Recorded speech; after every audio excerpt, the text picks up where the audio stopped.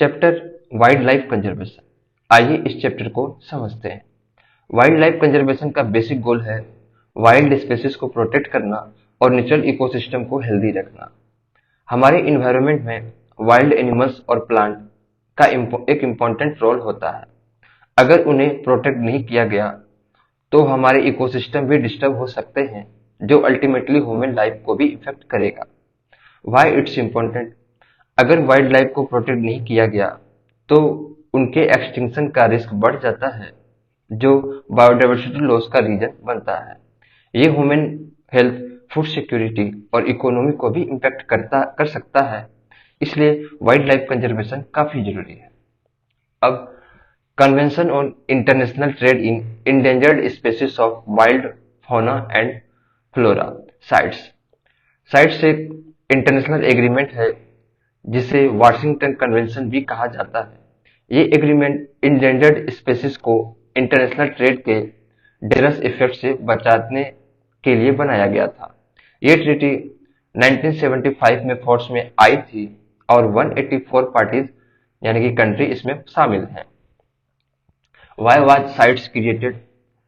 Sites को बनाने का रीजन ये था कि वाइल्ड एनिमल्स और प्लांट की इंटरनेशनल ट्रेड उनके सर्वाइवल के लिए थ्रेट बन गई थी। लोग इलीगल हंटिंग, पोचिंग और ओवर एक्सप्लॉयटेशन के थ्रू उन्हें ट्रेड कर रहे थे, जो स्पेसीज के एक्सटिंक्शन का रीजन बन रहा था।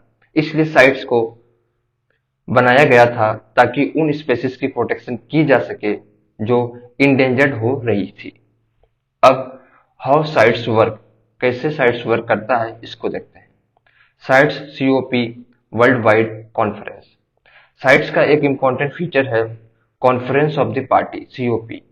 ये कॉन्फ्रेंस हर 2-3 साल में होती है, जिसमें कंट्री डिसाइड करती है कि कौन से स्पेसीज को साइट्स अपेंडिसेस में इंक्लूड करना है और उनके ट्रेड को रेगुलेट कैसे करना है।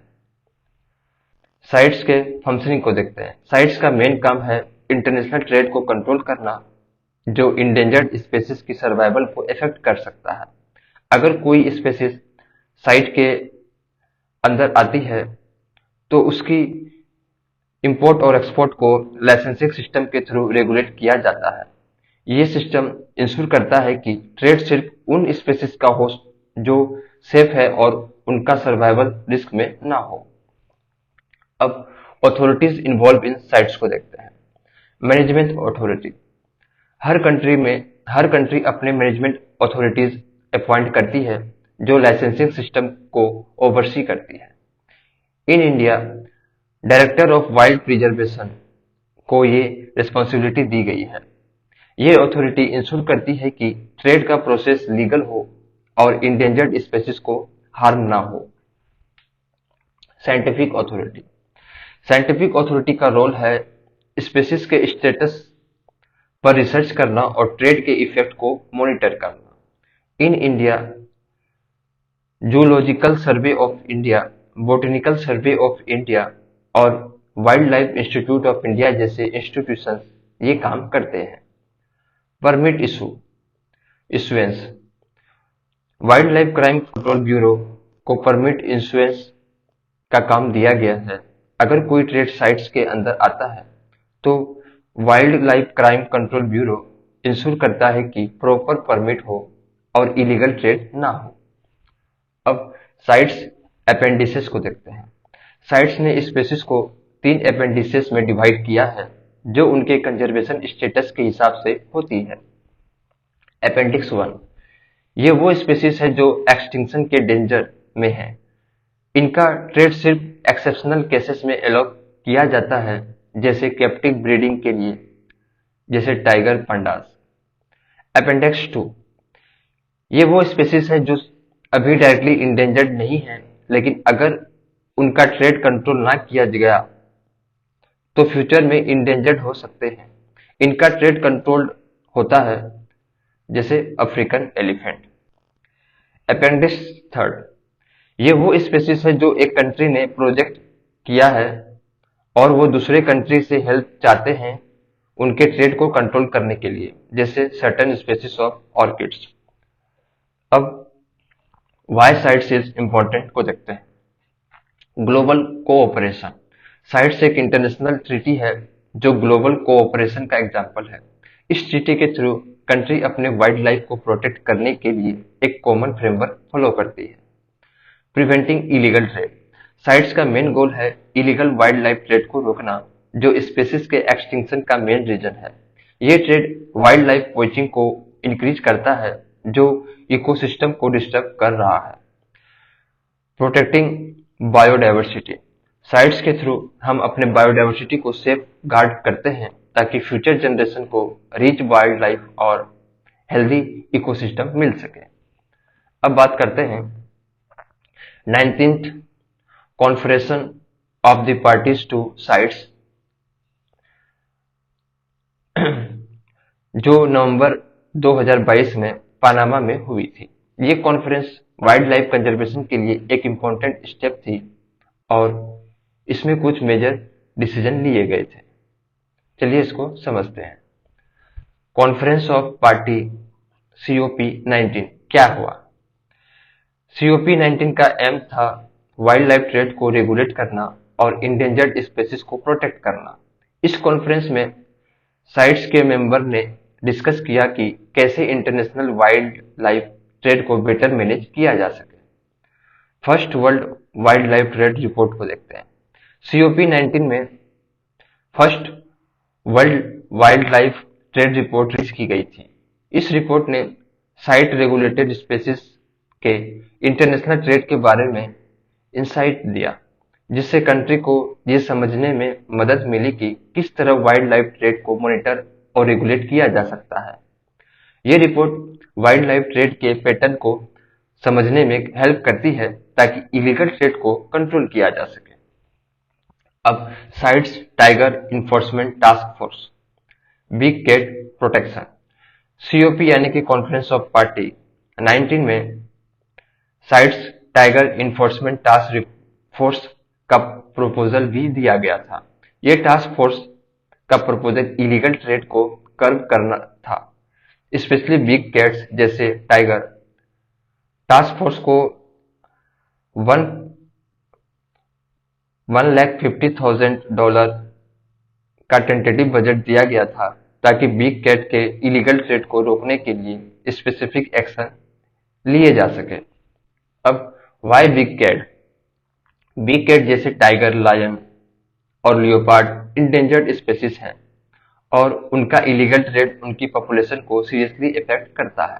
ये ट्रेड उनके बॉडी पार्ट जैसे स्किन और बोन्स के लिए होता है, जो इलीगल मार्केट में बेचे जाते हैं। इसलिए ये टास्क फोर्स उनके प्रोटेक्शन के लिए काफी जरूरी है।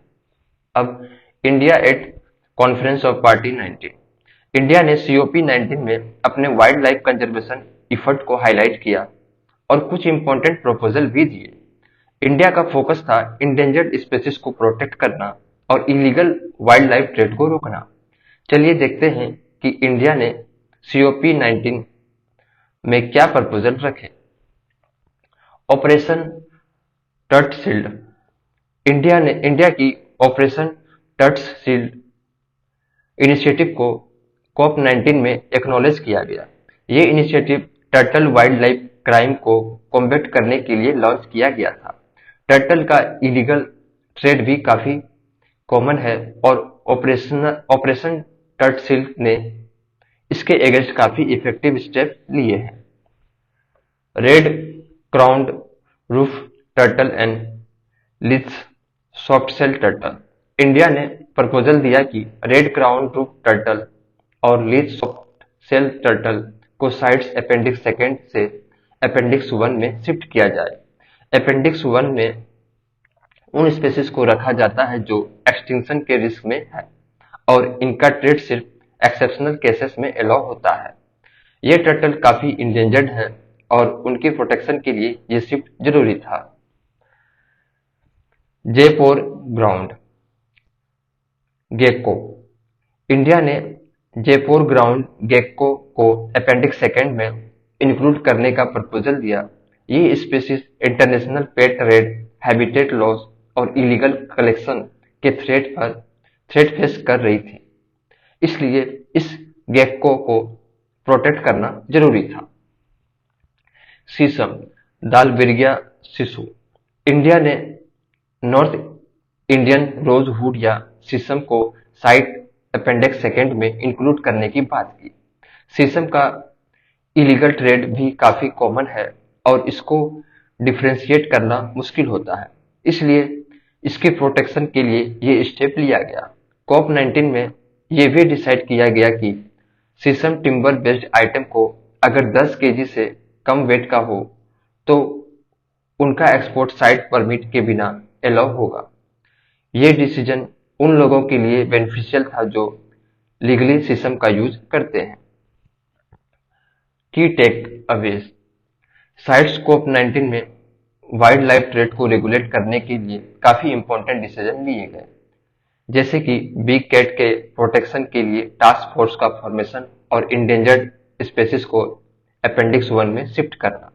इंडिया ने अपने वाइल्ड लाइफ कंजर्वेशन एफर्ट को हाईलाइट किया, जैसे ऑपरेशन टर्टशील्ड और इंडेंजर्ड टर्टल और गेक्को को प्रोटेक्ट करना, शीशम को अपेंडिक्स सेकेंड में इंक्लूड करना और उसके एक्सपोर्ट के लिए न्यू गाइडलाइंस देना भी एक सिग्निफिकेंट स्टेप था।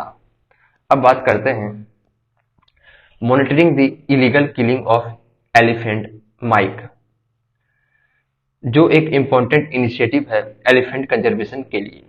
माइक का फुल फॉर्म है monitoring the illegal killing of elephant, और ये प्रोग्राम एलिफेंट की इलीगल हंटिंग और उनके मोर्टेलिटी को ट्रैक करता है। चलिए इसको समझते हैं। माइक को 1997 में साइट्स यानी कि कॉन्वेंशन और international trade in endangered species of wild fauna and flora के रिजोल्यूशन के थ्रू एस्टेब्लिश किया गया था। साइट्स का मेन गोल है इंडेंजर्ड स्पेसीज को इलीगल ट्रेड से प्रोटेक्ट करना। माइक का पर्पोज एलिफेंट की इलीगल किलिंग को मॉनिटर करना है। ये इनिशिएटिव ग्लोबली एलिफेंट मोर्टेलिटी के ट्रेंड और उसके रीजन को समझने के लिए डिजाइन किया गया है। अब माइक का एम को समझते हैं। प्राइमरी एम, माइक का मेन एम है एलिफेंट मोर्टेलिटी को ट्रैक करना और ये समझना कि एलिफेंट के मरने के क्या रीजन है। ये इंफॉर्मेशन एलिफेंट कंजर्वेशन के लिए इंपॉर्टेंट है ताकि हम बेटर डिसीजन ले सकें। कैपेसिटी बिल्डिंग, माइक का एक और गोल है कि एलिफेंट रेंज स्टेट्स को स्ट्रेंथन करना जहां एलिफेंट पाए जाते हैं। ये कंट्री को हेल्प करता है अपने रिसोर्स को इफेक्टिवली यूज करने के लिए। अब माइक की इंफॉर्मेशन बेस और यूजेस को देखते हैं। इंफॉर्मेशन गैदरिंग, माइक एलिफेंट्स की इलीगल किलिंग और उनके डेथ के कॉजेज के बारे में डाटा कलेक्ट करता है। ये डाटा साइट्स मीटिंग में प्रेजेंट किया जाता है जहां ग्लोबल वाइल्ड लाइफ कंजर्वेशन के डिसीजन लिए जाते हैं। डिसीजन मेकिंग, माइक के डाटा और एनालिसिस को यूज करके इंटरनेशनल ऑर्गेनाइजेशन और गवर्नमेंट एलिफेंट कंजर्वेशन के लिए बेटर डिसीजन लेते हैं। ये इंफॉर्मेशन एशिया और अफ्रीका दोनों कंटिनेंट में एलिफेंट कंजर्वेशन एफर्ट को सपोर्ट करती है। अब माइक के पार्टिसिपेटिंग साइट्स को देखते हैं। Sites across Asia and Africa, MIKE के टोटल 28 साइट हैं जो एशिया और अफ्रीका में डिस्ट्रीब्यूटेड हैं। ये साइट एलिफेंट के इंपॉर्टेंट हैबिटेट हैं जहां उनकी मॉनिटरिंग की जाती है। इंडिया की lead role, India MIKE site में सबसे आगे है क्योंकि इंडिया में 10 माइक साइट हैं। इसके बाद कैम्बोडिया, इंडोनेशिया, लियोपीडीआर, मलेशिया, म्यांमार और थाईलैंड में 2-2 माइक साइट हैं। बाकी कंट्री जैसे बांग्लादेश, भूटान, चाइना, नेपाल, श्रीलंका और वियतनाम में एक-एक माइक साइट है। वाई साइट्स मैटर, ये साइट एलिफेंट के लिए क्रिटिकल हैबिटेट है। इन साइट पर मॉनिटरिंग करने से हमें पता चलता है कि एलिफेंट को किस तरह से थ्रेट फेस करने पड़ते हैं, जैसे इलीगल पोचिंग, हैबिटेट लॉस और ह्यूमन एलिफेंट कॉन्फ्लिक्ट। अब डोनर सपोर्ट को देखते हैं। फाइनेंशियल सपोर्ट, माइक को अपने ऑपरेशन के लिए डोनर सपोर्ट की जरूरत होती है। ये प्रोग्राम यूरोपियन यूनियन के सपोर्ट पर काफी डिपेंड करता है। यूरोपियन यूनियन ने 2001 से अफ्रीका में और 2017 से एशिया में माइक को फंड किया है। Why donor support. माइक को सस्टेनेबल बनाए रखने के लिए फाइनेंशियल सपोर्ट की जरूरत होती है। डोनर जैसे यूरोपियन यूनियन जो माइक को फंड करते हैं, ये इंश्योर करता है कि प्रोग्राम चल सके और एलिफेंट की कंजर्वेशन इफर्ट को ग्लोबल लेवल पर सपोर्ट मिले। तो हमने सीखा माइक का मेन रोल है एलिफेंट की इलीगल किलिंग को मॉनिटर करना और उसके रीजन को समझना। ये डाटा एलिफेंट कंजर्वेशन में काफी यूजफुल होता है। माइक का ग्लोबल रीच है और इंडिया सबसे ज्यादा माइक साइट रखता है, जो कि एलिफेंट कंजर्वेशन में हमारी कमिटमेंट को दिखाता है। माइक को यूरोपियन यूनियन जैसे डोनर का फाइनेंशियल सपोर्ट मिलता है, जो इसके सक्सेस में क्रूशियल रोल प्ले करते हैं। अब बात करते हैं wild life trade monitoring network traffic, जो वाइल्ड लाइफ ट्रेड को मॉनिटर करने वाले एक इम्पोर्टेंट ऑर्गेनाइजेशन है। इसका काम है वाइल्ड प्लांट्स और एनिमल्स की इलीगल ट्रेड को रोकना, ताकि नेचर की कंजर्वेशन हो सके। ट्रैफिक का फॉर्मेशन। ट्रैफिक एक नॉन गवर्नमेंट ऑर्गेनाइजेशन यानी कि एनजीओ है, जो 1976 में बनाया गया था। ये world wide fund for nature यानी कि WWF और IUCN यानी कि international union for conservation of nature का ज्वाइंट प्रोग्राम है। इसकी हेडक्वार्टर की बात करें तो ट्रैफिक का हेडक्वार्टर कैम्ब्रिज यूके में है। ट्रैफिक का मेन मिशन है कि वाइल्ड प्लांट और एनिमल्स की ट्रेड को मॉनिटर करना और इंश्योर करना कि ये ट्रेड नेचर की कंजर्वेशन को थ्रेट ना बन जाए। ये ऑर्गेनाइजेशन वाइल्ड ट्रेड के थ्रेट पैटर्न और इम्पैक्ट को इन्वेस्टिगेट करता है, ताकि वाइल्ड लाइफ की इलीगल ट्रेड को रोकने के लिए इफेक्टिव सॉल्यूशन बनाए जा सके। अब ट्रैफिक का रोल को देखते हैं। Wild life trade monitoring. Traffic wild life trade को क्लोजली मॉनिटर करता है। ये आइडेंटिफाई करता है कि किस तरह से वाइल्ड लाइफ का इलीगल ट्रेड हो रहा है और उससे नेचर को क्या नुकसान हो रहा है। नॉलेज बेस्ड ट्रैफिक एक लीडिंग नॉलेज बेस प्रोवाइड करता है, जिसमें वाइल्ड लाइफ ट्रेड के ट्रेंड और पैटर्न का एनालिसिस होता है। इससे कंजर्वेशनिस्ट और पॉलिसी मेकर को हेल्प मिलती है कि वो वाइल्ड लाइफ ट्रेड को रोकने के लिए बेटर डिसीजन ले सके। Complementary to CITES. ट्रैफिक का रोल साइट्स यानी कि कन्वेंशन और international trade in endangered species of wild fauna and flora के साथ कम्प्लीमेंट्री है। साइट्स वाइल्ड लाइफ ट्रेड को रेगुलेट करता है और ट्रैफिक उसके इन्फोर्समेंट में हेल्प करता है, जैसे ट्रेड को ट्रैक करना और इलीगल ट्रेड को एक्सपोज करना। अब collision against wild life trafficking CAWT। CAWT 2005 में बनाया गया था। इसका एम है वाइल्ड लाइफ और वाइल्ड लाइफ पार्ट्स के इलीगल ट्रेड के अगेंस्ट कोलेब्रेशन करना। CAWT को यूएस लीड करता है और इंडिया भी इसका मेंबर है। इसके इनिशियल पार्टनर में conservation international, save the tiger fund, Smithsonian institute और ट्रैफिक इंटरनेशनल शामिल थे। CAWT का मेन गोल है वाइल्ड लाइफ ट्रैफिकिंग को रोकना और ये इंटरनेशनल लेवल पर एक कोलिजन है जो वाइल्ड लाइफ कंजर्वेशन के लिए एक साथ काम करता है। अब convention on the conservation of migratory species of wild animal CMS एक इंटरनेशनल ट्रीटी है जो UN इन्वायरमेंट प्रोग्राम के अंदर 1979 में बोन, जर्मनी में कंक्लूड की गई थी। ये ट्रीटी 1983 में फोर्स में आई थी। CMS को बोन कन्वेंशन या ग्लोबल वाइल्ड लाइफ कॉन्फ्रेंस भी कहा जाता है। स्कोप एंड पर्पस की बात करें तो CMS दुनिया की पहली और अकेली इंटर गवर्नमेंटल ऑर्गेनाइजेशन है जो माइग्रेटरी स्पीशीज की कंजर्वेशन के लिए डेडिकेटेड है। इसका पर्पज है माइग्रेटरी स्पेसीज को प्रोटेक्ट करना, चाहे वो टेरेस्ट्रियल यानी कि लैंड बेस्ड, एक्वाटिक यानी कि वाटर बेस्ड या एवियन यानी कि बर्ड स्पेसीज हो।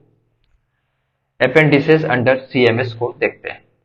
अपेंडिक्स 1, इसमें उन माइग्रेटरी स्पेसीज को लिस्ट किया जाता है जो एक्सटिंक्शन के डेंजर में है। इन स्पेसीज की प्रोटेक्शन के लिए स्ट्रिक्ट मेजर्स लिए जाते हैं। अपेंडिक्स 2, इसमें उन माइग्रेटरी स्पेसीज को लिस्ट किया जाता है जो इंटरनेशनल कोऑपरेशन से बेनिफिट कर सकते हैं। ये स्पेसीज प्रोटेक्शन के लिए इंटरनेशनल कोऑपरेशन की जरूरत होती है। अब 17th conference of the parties to CMS, COP13, CMS की 13th कॉन्फ्रेंस ऑफ पार्टीज 2020 में गांधीनगर गुजरात में हुई थी। इस कॉन्फ्रेंस में इंडिया को नेक्स्ट 3 ईयर के लिए प्रेसिडेंट बनाया गया था। इंडिया का रोल इस कॉन्फ्रेंस में इम्पोर्टेंट था क्योंकि इंडिया को लीडरशिप दी गई थी और ये कॉन्फ्रेंस वाइल्ड लाइफ कंजर्वेशन और माइग्रेटरी स्पेसीज की प्रोटेक्शन के लिए डिस्कशन का प्लेटफॉर्म था। अब कुछ की टर्म्स को देख लेते हैं। ट्रैफिक, ये एक एनजीओ है जो वाइल्ड लाइफ ट्रेड को मॉनिटर करता है और इंश्योर करता है कि ये ट्रेड नेचर के लिए हार्मफुल ना हो। साइट्स, ये एक इंटरनेशनल एग्रीमेंट है जो इंडेंजर्ड स्पेसीज की ट्रेड को रेगुलेट करता है। CAWT, ये एक कोलिजन है जो वाइल्ड लाइफ ट्रैफिकिंग को रोकने के लिए ग्लोबल लेवल पर काम करता है। CMS, ये एक ट्रीटी है जो माइग्रेटरी स्पेसीज को प्रोटेक्शन के लिए बनाई गई है। अब बात करते हैं central Asia mammals initiative CAMI, केमी। केमी एक इम्पॉर्टेंट इनिशिएटिव है जो convention on conservation of migratory species of wild animal CMS का पार्ट है। इसका मेन गोल है सेंट्रल एशिया के 15 माइग्रेटरी मैमल्स स्पेसीज और उनके हैबिटेट को कंजर्व करना। ये इनिशिएटिव 2021 से 2026 तक चलने वाले हैं और इसमें IUCN सेव आवर स्पेसीज का सेंट्रल एशिया इनिशिएटिव भी इंक्लूड है जो फंडिंग का काम करेगा। आइए समझते हैं CAMI केमी का एम को देखते हैं। केमी का मेन ऑब्जेक्टिव है सेंट्रल एशिया के माइग्रेटरी मैमल्स को प्रोटेक्ट करना जो इंडेंजर्ड हैं। इसके लिए केमी उनके हैबिटेट को कंजर्व करने के लिए काम करेगा। मेजर एनिमल्स इंक्लूडेड है जैसे वाइल्ड याक, ये एक इंडेंजर्ड स्पेसीज है जो सेंट्रल एशिया में पाई जाती है। स्नो लियोपार्ड, स्नो लियोपार्ड भी इंडेंजर्ड स्पेसीज है जो हिमालयाज और सेंट्रल एशिया के कोल्ड रीजन में रहते हैं। एशियंटिक वाइल्ड एस, खूलन, ये एक वाइल्ड एस स्पेसीज है जो सेंट्रल एशिया के ग्रासलैंड में रहती है। चीता, एशियंटिक चीता, ये चीता की एक इंडेंजर्ड स्पेसीज है जो मेनली ईरान में रहती है। लियोपार्ड, ये भी एक माइग्रेटरी स्पेसीज है जो सेंट्रल एशिया के डाइवर्स इकोसिस्टम में पाई जाती है। इस इनिशिएटिव का मेन गोल ये है कि इन स्पेसीज की पॉपुलेशन को स्टेबल किया जाए और उनके हैबिटेट को प्रोटेक्ट किया जाए। अब international union for conservation of nature IUCN को देखते हैं।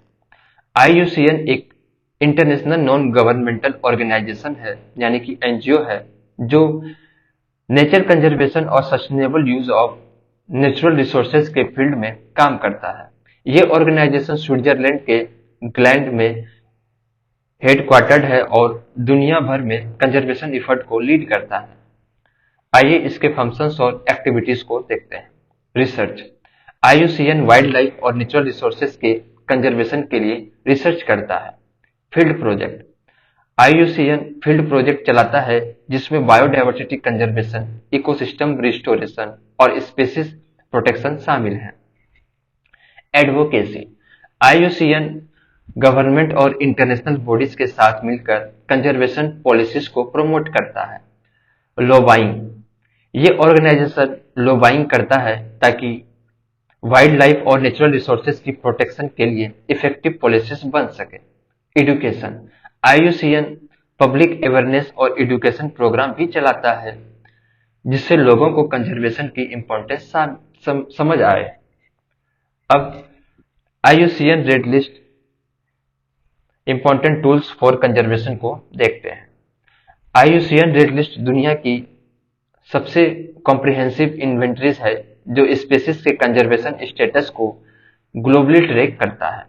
ये लिस्ट 1964 में स्टार्ट हुई थी और अब ये एक एसेंशियल टूल है जो स्पेसीज के एक्सटिंक्शन रिस्क को एसेस करता है। IUCN रेड लिस्ट की पेजेस को देखते हैं।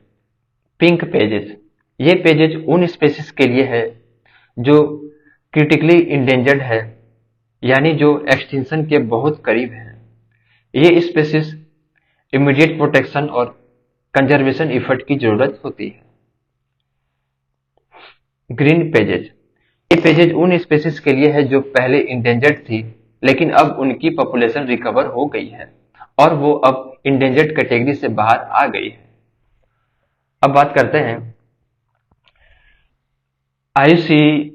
IUCN red list species categories और उनके क्राइटेरिया को देखते हैं। IUCN रेड लिस्ट दुनिया की सबसे बड़ी और ट्रस्टेड लिस्ट है जो स्पेसीज के कंजर्वेशन स्टेटस को ट्रैक करती है। IUCN रेड लिस्ट में स्पेसीज को अलग अलग कैटेगरीज में रखा जाता है जो उनकी एक्सटिंक्शन रिस्क को दिखाता है। चलिए समझते हैं कैटेगरीज को। एक्सटिंक्ट, EX, अगर कोई स्पेसीज एक्सटिंक्ट हो गई है तो इसका मतलब है कि उस स्पेसीज के कोई भी इंडिविजुअल्स अब दुनिया में नहीं बचे। ये स्पेसीज पूरी तरह से एक्सटिंक्ट हो गई है, जैसे डोडो बर्ड जो पूरी तरह से एक्सटिंक्ट हो चुकी है। Extinct in the wild, EW, इस कैटेगरी में ऐसे स्पेसीज आते हैं जो वाइल्ड में एक्सटिंक्ट हो गई है लेकिन कैप्टिविटी या कल्टीवेशन में अभी भी एग्जिस्ट कर सकती है। मतलब इन स्पेसीज का नेचुरल हैबिटेट में कोई एग्जिस्टेंस नहीं है, पर जूस या बोटनिकल गार्डन में ये स्पेसीज सर्वाइव कर सकती है। जैसे पर्जेवाल्स्की हॉर्स जो वाइल्ड में एक्सटिंक्ट हो गया था पर अब जू में ब्रीड किया जाता है। अब क्रिटिकली इंडेंजर्ड, CR, ये स्पेसीज एक्सटिंक्शन के बहुत करीब होती है। अगर इनकी पॉपुलेशन में 90% रिडक्शन हो चुकी है पिछले 10 सालों में या 3 जनरेशन के अंदर, तो इन्हें क्रिटिकली इंडेंजर्ड कैटेगरी में रखा जाता है। इन स्पेसीज को इमीडिएट प्रोटेक्शन की जरूरत होती है। इंडेंजर्ड स्पेसीज, EN, ये स्पेसीज भी एक्सटिंक्शन के बहुत करीब हैं लेकिन क्रिटिकली इंडेंजर्ड से थोड़ा कम रिस्क में है। अगर इनकी पॉपुलेशन में 70% रिडक्शन हो गई हो पिछले 10 सालों में या 3 जनरेशन में, तो ये स्पेसीज इंडेंजर्ड कैटेगरी में आती है। जैसे एशियन एलिफेंट जो इंडेंजर्ड है due to habitat loss and poaching. अब वुल्नेरेबल, VU, ये स्पेसीज हाई रिस्क पे है एक्सटिंक्शन के। ये स्पेसीज हाई रिस्क पे है एक्सटिंक्शन के लेकिन क्रिटिकली इंडेंजर्ड या इंडेंजर्ड के कंपैरिजन में थोड़ा सेफ है। अगर इनकी पॉपुलेशन में 50% रिडक्शन हो गई हो पिछले 10 सालों में या 3 जनरेशन में, तो इन्हें वुल्नेरेबल कैटेगरी में रखा जाता है। जैसे गाइंट पांडा जो वुल्नेरेबल कैटेगरी में आता है लेकिन कंजर्वेशन एफर्ट के बाद उनकी पॉपुलेशन इंप्रूव हुई है। अब नियर थ्रेटेंड एंटी, ये स्पेसीज वुल्नरेबल स्टेटस के क्लोज है। मतलब अगर इन्हें प्रोटेक्शन नहीं मिलती तो ये स्पेसीज फ्यूचर में वुल्नरेबल हो सकती है। इनको नियर थ्रेटेंड कैटेगरी में रखा जाता है। जैसे अफ्रीकन लायन जो नियर थ्रेटेंड है और अगर हैबिटेट लॉस और पोइचिंग कंटिन्यू रहा तो वुल्नरेबल हो सकते हैं ये। लिस्ट कंसर्न, LC, ये स्पेसीज लोवेस्ट रिस्क कैटेगरी में आती है। इनकी पॉपुलेशन स्टेबल है और इनका कंजर्वेशन स्टेटस सेफ है। ये स्पेसीज वाइड स्प्रेड और एबंडेंट होती है। जैसे कॉमन क्रो जो वाइड स्प्रेड है और कंजर्वेशन एफर्ट की जरूरत नहीं है। अब डाटा डेफिशिएंट, DD, अगर किसी स्पेसीज के बारे में इनसफिशिएंट डाटा अवेलेबल हो तो उस स्पेसीज को डाटा डिफिशिएंट कैटेगरी में रखा जाता है। इसका मतलब है कि हम उस स्पेसीज की एग्जैक्ट कंजर्वेशन स्टेटस नहीं जान पा रहे हैं और उनके बारे में और रिसर्च की जरूरत है। जैसे मिस्टेरी स्पेसीज, जिसके बारे में अभी तक रिसर्च नहीं हुई है। नॉट इवेल्युएटेड एनी, ये स्पीसीज अभी तक IUCN रेड लिस्ट के क्राइटेरिया के अगेंस्ट इवेल्युएट नहीं हुई है, मतलब उनका कंजर्वेशन स्टेटस अभी तक एसेस नहीं किया गया है। जैसे न्यूली डिस्कवर्ड स्पीसीज जो अभी तक इवेल्युएट नहीं हुई है। अब बात करते हैं bird life international. Bird life international दुनिया की सबसे बड़ी नेचर कंजर्वेशन पार्टनरशिप है जो 120 नेशनल ऑर्गेनाइजेशन को इंक्लूड करती है। इनका मेन फोकस बर्ड और उनके हैबिटेट को प्रोटेक्ट करना है। बर्ड लाइफ इंटरनेशनल का मिशन है कि बर्ड को सेव करना और उनके हैबिटेट को सस्टेनेबल तरीके से यूज करने की प्रैक्टिसेस को प्रमोट करना। आइए की points about bird life international को देखते हैं। बर्ड लाइफ इंटरनेशनल का मेन गोल है बर्ड और उनके हैबिटेट को कंजर्व करना।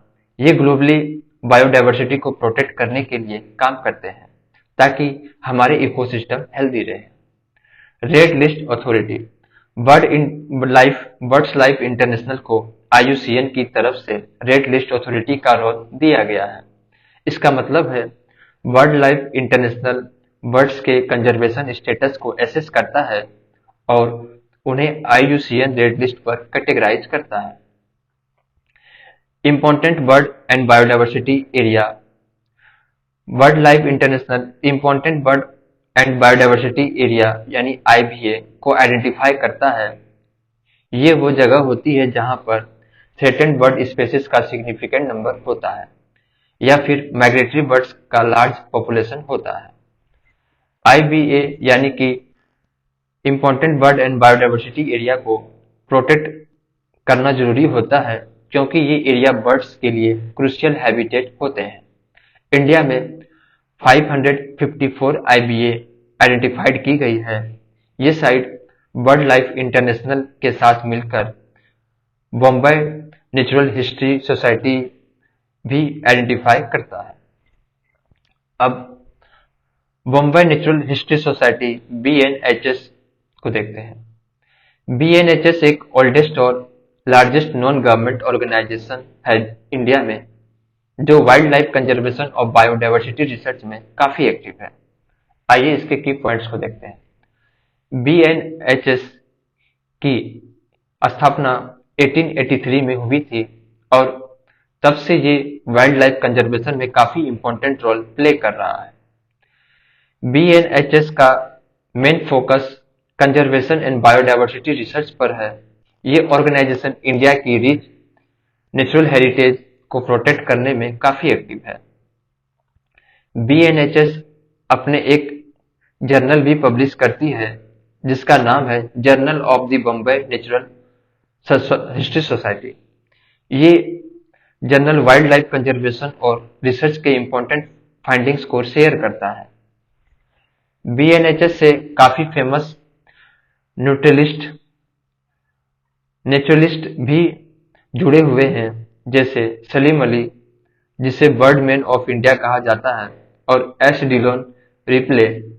इन दोनों ने इंडिया के बर्ड लाइफ और वाइल्ड लाइफ को समझने और प्रोटेक्ट करने में काफी योगदान दिया है। अब बात करते हैं world wild life fund for nature WWF। World wild life fund for nature का एस्टेब्लिशमेंट 1961 में हुआ था। ये एक नॉन गवर्नमेंटल ऑर्गेनाइजेशन है जिसका हेडक्वार्टर स्विट्जरलैंड के ग्लैंड में है। WWF का मिशन है प्लानेट के नेचुरल इन्वायरमेंट को बचाना और ह्यूमन और नेचर के बीच हार्मोनी बनाए रखना। आइए इसके की पॉइंट्स को देखते हैं। मिशन और फोकस, WWF का गोल है प्लानेट के नेचुरल इन्वायरमेंट को बचाना और ऐसे फ्यूचर को बिल्ड करना जहां ह्यूमन नेचर के साथ मिलकर रहे। ये environment conservation, wild life protection और बायोडायवर्सिटी को प्रमोट करते हैं। आप आइए इसके इनिशिएटिव्स को देखते हैं। Wild life trade monitoring network यानी कि ट्रैफिक, ये WWF का एक इनिशिएटिव है जो वाइल्ड लाइफ ट्रेड को मॉनिटर करता है। ये इलीगल वाइल्ड लाइफ ट्रेड को रोकने में मदद करते हैं। लिविंग प्लानेट रिपोर्ट, ये रिपोर्ट हर 2 साल में पब्लिश होती है और दुनिया के बायोडायवर्सिटी के स्टेटस को बताती है। इस रिपोर्ट से हमें ये समझने में मदद मिलती है कि कैसे हमारे इकोसिस्टम और वाइल्ड लाइफ को थ्रेट हो रहा है। अर्थ आवर, ये एक वर्ल्ड वाइड मूवमेंट है जो हर साल मार्च के लास्ट सैटरडे को 8:30 PM से 9:30 PM तक लाइट बंद करने का अपील करती है। ये इन्वायरमेंट प्रोटेक्शन का सिंबॉलिक कॉल है जिसमें हम नॉन एसेंशियल लाइटिंग को बंद करते हैं। डेप्थ फॉर नेचर स्वैप, ये एक ऐसा ट्रांजैक्शन है जिसमें किसी कंट्री के डेप्थ परचेज रीनेगोशिएट या फॉरगिव किया जाता है, लेकिन कंडीशन ये होती है कि जो सेविंग होती है उन्हें इन्वायरमेंटल कंजर्वेशन में इन्वेस्ट किया जाए। अब इंटरनेशनल व्हेलिंग कमीशन IWC को देखते हैं। IWC एक नॉन यूएन बॉडी है जो international convention for the regulation of व्हेलिंग के टर्म्स पर एस्टेब्लिश की गई थी। IWC का हेडक्वार्टर यूनाइटेड किंगडम में है। IWC का मेन एम है व्हेल स्टॉक्स का प्रॉपर कंजर्वेशन और व्हेलिंग इंडस्ट्री का ऑर्डरली डेवलपमेंट।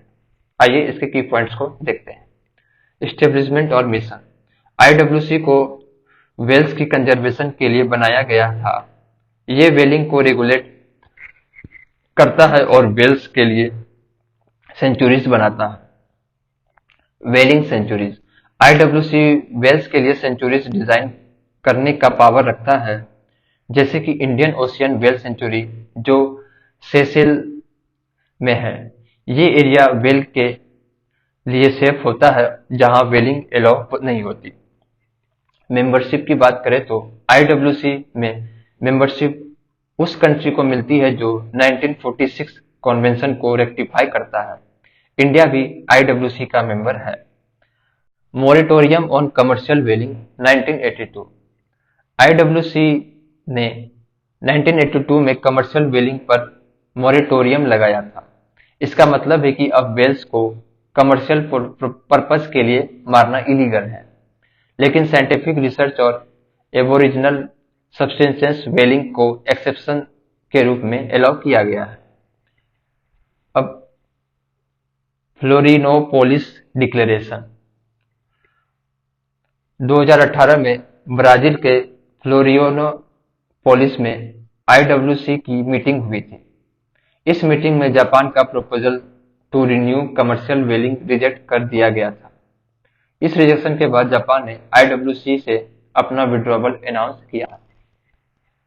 अब बात करते हैं India's effort to conserve wild life.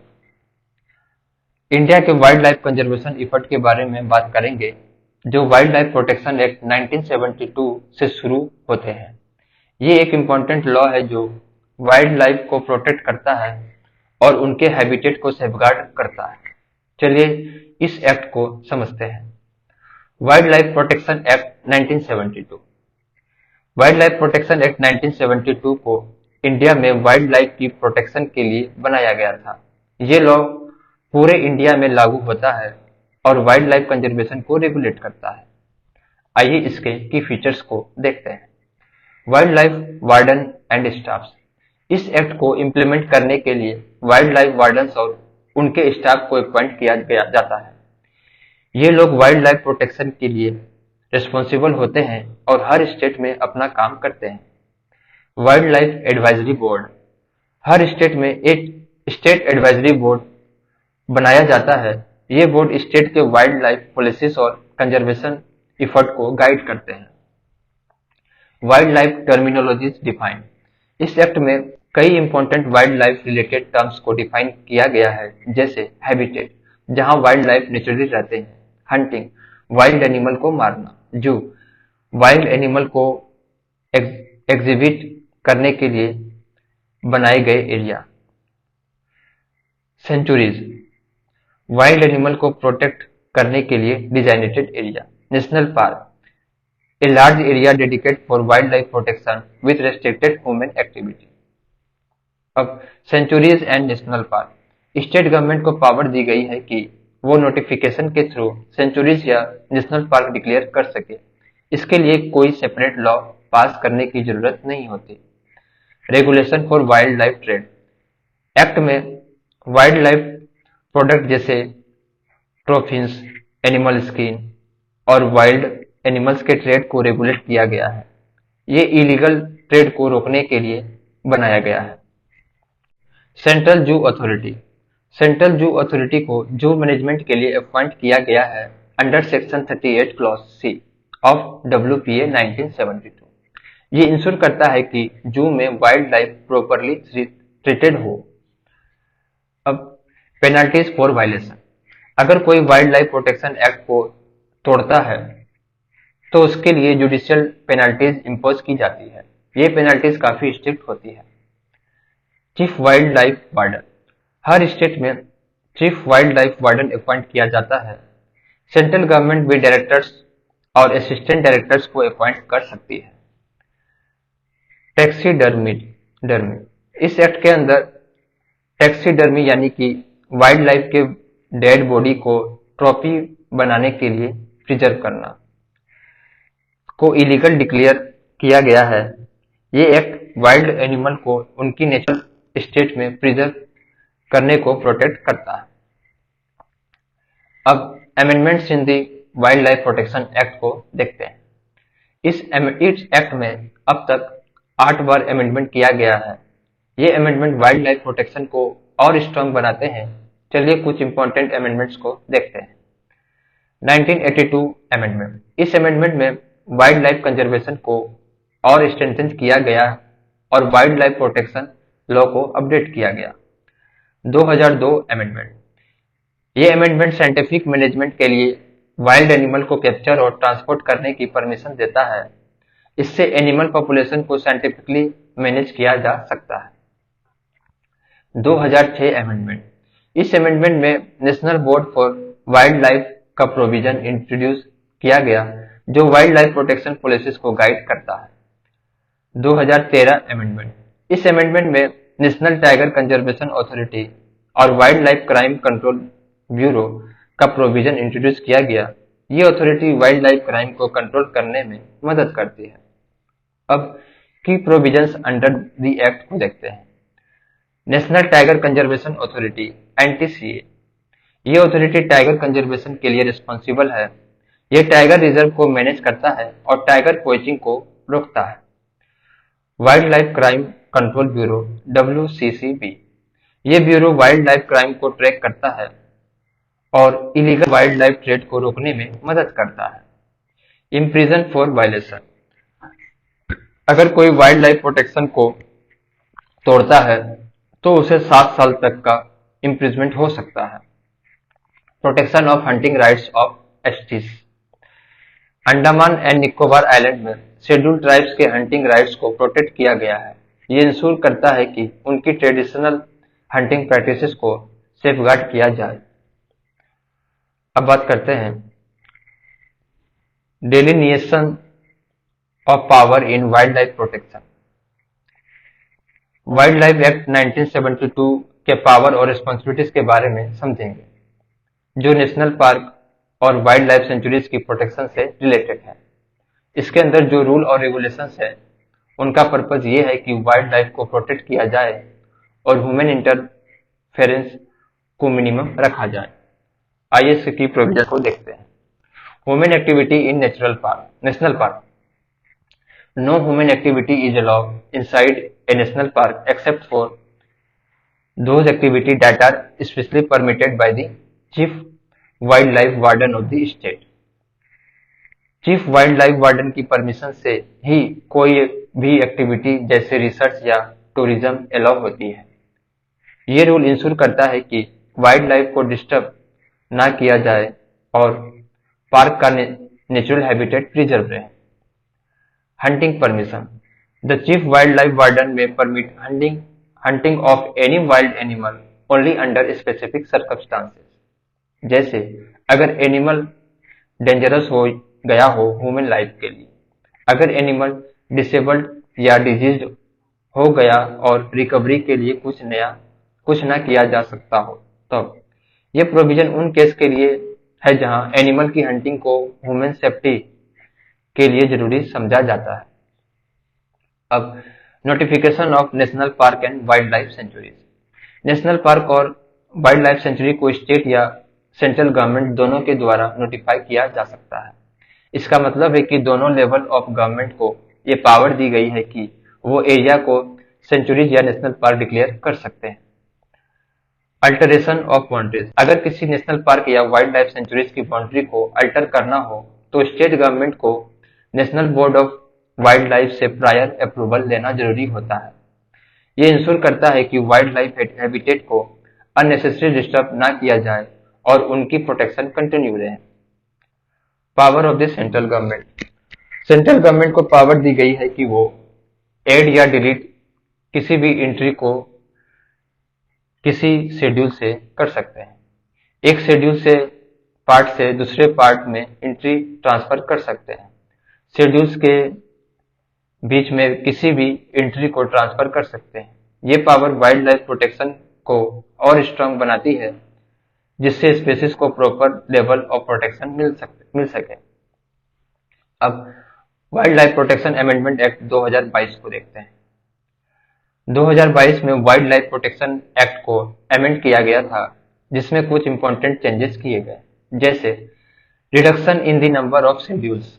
Amendment के थ्रू शेड्यूल्स की नंबर को 4 तक रिड्यूस किया गया। ये चेंजेस सिंप्लीफिकेशन के लिए किया गया था।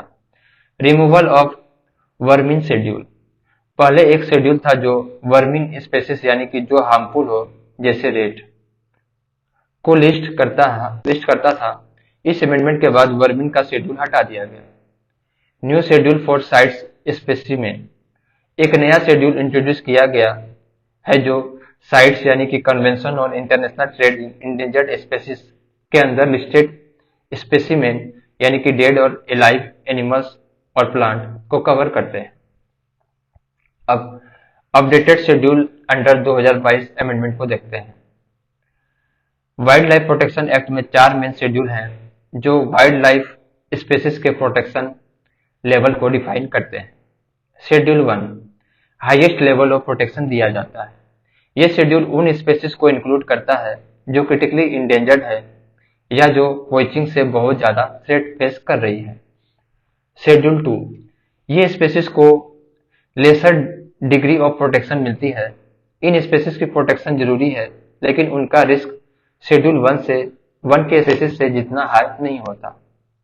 शेड्यूल 3 ये शेड्यूल प्रोटेक्टेड प्लांट स्पेसीज को कवर करता है।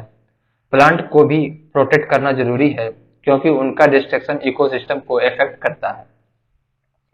शेड्यूल 4 ये शेड्यूल साइट्स लिस्टेड स्पेसिमेन को कवर करता है। अगर कोई स्पेसीज साइट्स के अंदर लिस्टेड है तो उसको इस शेड्यूल में रखा जाता है। ये एनिमल या प्लांट इंटरनेशनल ट्रेड के अंदर रेगुलेट होते हैं। यहाँ साइट्स का मतलब है CITES। अब बात करते हैं वाइल्ड लाइफ प्रोटेक्शन एक्ट 1972 उसके रिसेंट अमेंडमेंट एंड प्रोविजंस को। Regulation of invasion alien species. Central government को यह पावर दी गई है कि वो इन्वेजन एलियन स्पेसीज के इंपोर्ट, ट्रेड, पोसेशन और प्रोलिफेरेशन को रेगुलेट या प्रोहिबिट कर सके। इन्वेजिव एलियन स्पेसीज वो स्पेसीज होती है जो एक जगह से दूसरी जगह पे ट्रांसफर होती है और वहां से इकोसिस्टम को डिस्टर्ब करती है, जैसे अफ्रीकन वाइल्ड ग्रासेस जो इंडियन ग्रासलैंड में आकर नेटिव स्पेसीज को रिप्लेस कर देती है, इसलिए उनको रेगुलेट करना जरूरी है। Voluntary surrender of captive animal. अगर कोई कैप्चर्ड वाइल्ड एनिमल या एनिमल प्रोडक्ट किसी के पास हो तो वो पर्सन वॉलंटरीली सरेंडर कर सकता है उस एनिमल को चीफ वाइल्ड वार्डन के पास। इंपॉर्टेंट पॉइंट यह है कि नो कंपनसेशन मिलेगा सरेंडर करने वाले पर्सन को। यह provision illegal wild life trade को रोकने के लिए है। Conservation reserve. पहले स्टेट गवर्नमेंट को पावर थी कि वो नेशनल पार्क और वाइल्ड लाइफ सेंचुरीज के एडजेसेंट एरिया को कंजर्वेशन रिजर्व डिक्लेयर करे। 2022 अमेंडमेंट के बाद सेंट्रल गवर्नमेंट को भी ये पावर मिल गई है। इससे ये इंश्योर होता है कि जो एरिया सेंचुरीज के आसपास है उन्हें भी प्रोटेक्ट किया जाए और वाइल्ड लाइफ को प्रिजर्व किया जाए। Role of chief wildlife warden. Chief wildlife warden को ये रिस्पॉन्सिबिलिटी दी गई है कि वो स्टेट के सारे सेंचुरीज को कंट्रोल, मैनेज और मेंटेन करे। मैनेजमेंट प्लान्स बनाने होंगे हर सेंचुरीज के लिए, जो सेंट्रल गवर्नमेंट के गाइडलाइंस के अकॉर्डिंग बनाए जाएंगे।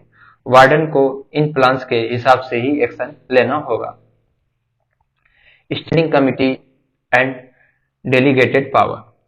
State board of wild life के द्वारा एक स्टैंडिंग कमेटी बनाई जाएगी जो उसके डेलीगेटेड पावर और ड्यूटीज को हैंडल करेगी। इसका पर्पज है वाइल्ड लाइफ कंजर्वेशन को इफिशिएंटली मैनेज करना। Transport and transfer of captive elephant.